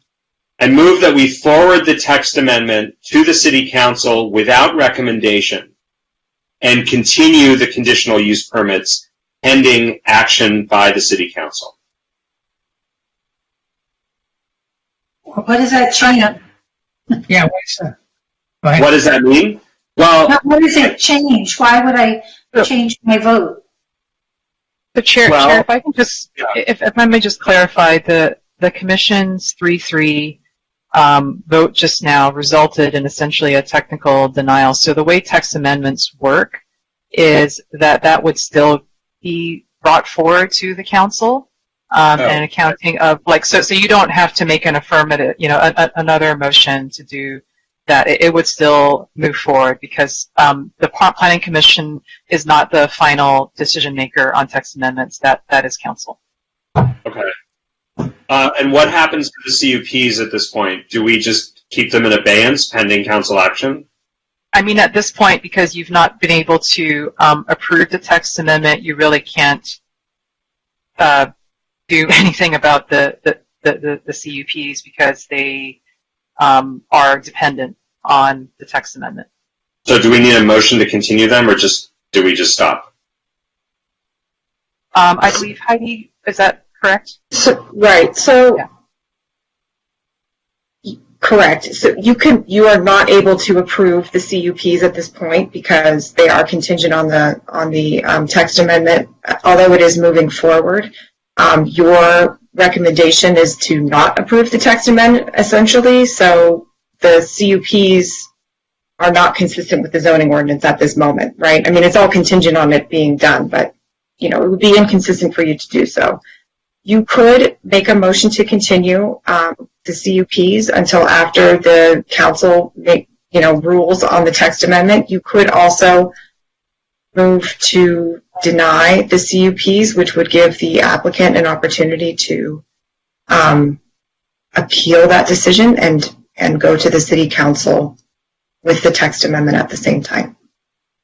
And your denial would be based on, the fact that you're not recommending the text amendment, so you can't make the findings for the CUP. Okay, what's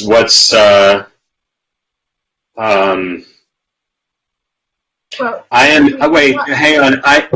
Heidi, can we ask No, this is us. We can't ask the applicant if they have a preference. We can ask him, Sean. We can ask him, Sean, but at some point it's got to fall on our shoulders. No, it's our decision. I understand that. And Leslie? And what? I was just going to say, the CUPs are moot. I'm not really sure whether continuing them, they're moot without a text amendment. Right. No, I'm inclined to proceed with a denial to create a clean decision and allow, because if we continue it and the council says yes, then they would have to come back to us. Right. And if they continue it and the council says no, we'd be in limbo. So, I'd be inclined to move a denial of I'll move a denial of the two pending CUPs on the basis of the failure of the text amendments. Second. Is there a way for us to telegraph the comments that we had on those CUPs in case something were actually happened and they got approved? At least we'd want our fingerprints on those CUPs with those modified conditions. Yeah. So you could, I suppose, make that part of your motion. You could also make it as a separate motion. That's not something we've come across before. What I was going to suggest, too, is if there are other reasons that you feel that you would be denying these CUPs, you may want to articulate them in the motion if there are, in addition to, the text amendment. But, I mean, essentially, if you don't believe that the code should be changed, then that finding in the text, in the CUPs can't be made. So let me try this for the sake of getting the record right. To Jim's point, I'm going to amend my motion to deny. I'm going to move that we deny the CUPs for the following reasons. Number one, we did not approve the text amendment. Number two, the condition on if special events was not removed. Number three, condition 11 did not specify bicycles. And number four, condition 15 did not provide for multi-year annual review. And number five, condition 3 did not specify a 10 p.m. Closing time for Sunday service. And the Planning Commission gave a technical denial of the text amendment. That was my first reason. That was number one. That was number one. I got lost, sorry. Is there a second for that? Is Leslie still seconding that? Yeah. Okay, Ellis, go ahead. One of the reasons why I would also deny the CUPs is on the basis that I don't think that there's evidence in the record to support the CEQA exemption. I suspect that we won't have unanimous concurrence in that, but I'd like the record to reflect that that's one of the bases why I would not support the CUPs. Let me suggest, I want you to have that in the record. Let me suggest that we have a vote on what we all agree on, and then we give people an opportunity to make additional comments, or we can take that comment as having been given. Nina? Say that again. I'm not, you know what I'm thinking in my head? This is kind of a weird motion because if you vote for it or against it, it's the same vote. So it's kind of a fake motion, and I'm not comfortable. But it's creating a record. It's the way to create a record to go to council so that council knows how to fix. If council chose to approve the text amendment, it now knows how we want to fix the CUP if it then approves the CUPs. That makes sense. Yeah. Yeah. The only addition I want to make or offer to your is not only that it's a multi-year review, but that it somehow analyzes the parking yes. During the year. Correct. Reason 4.5 is that it does not. Is that the review does not analyze parking during the year, and I would also add that the review does not have a clear path public participation in the review. So is that so friendly, Leslie? Yeah. So are we ready for a roll call on staff? Do you all have all that? Yes, we do. I just wanted to clarify though on the point about the evidence regarding CEQA exemption. I do want to clarify that CEQA does not apply to denials. So perhaps just technically for clarity, I'm not sure we'd want to include that because it just is automatic, like it doesn't apply to denials. No, it's not in the motion. The CEQA piece is not in the motion. We don't have consensus on that. Yeah. Okay. We're ready for roll call. Okay, Commissioner Fresco? Commissioner Fresco? Yes. Commissioner Fondo Bernardi? Yes. Commissioner Lambert? Yes. Commissioner Raskin? What? We can't hear you, Alice. You're moving too fast. All right, I'll vote yes. Commissioner Reese? Yes. And Chair Landris? I believe the correct vote is yes, we have no bananas. Yes. All right, so additional comments to be included in the record for council. Commissioner Raskin just gave his, and we do want to note that the commission had a robust discussion about whether or not the evidence standard had been met for the exemption, and that Commissioner Raskin felt it had not been met. Are there other comments for the record? I imagine staff might mention, summarize our issues. Yes, staff reports with technical denials usually aren't silent on what happened. Am I right? That's correct. Yeah, we always try and make sure that we enumerate Okay. Thank you. minor points of your total discussion, given the 3-3 vote. Beautiful. I think that's sufficient. Any other comments before we close? All right. Well, with that, thank you for another episode of Santa Monica Planning Commission. We'll be right back next week. Same station, same time, 5:30 for our regular June 16th meeting, and we'll see you then. We are adjourned. Good night. Good night, everybody. Good night.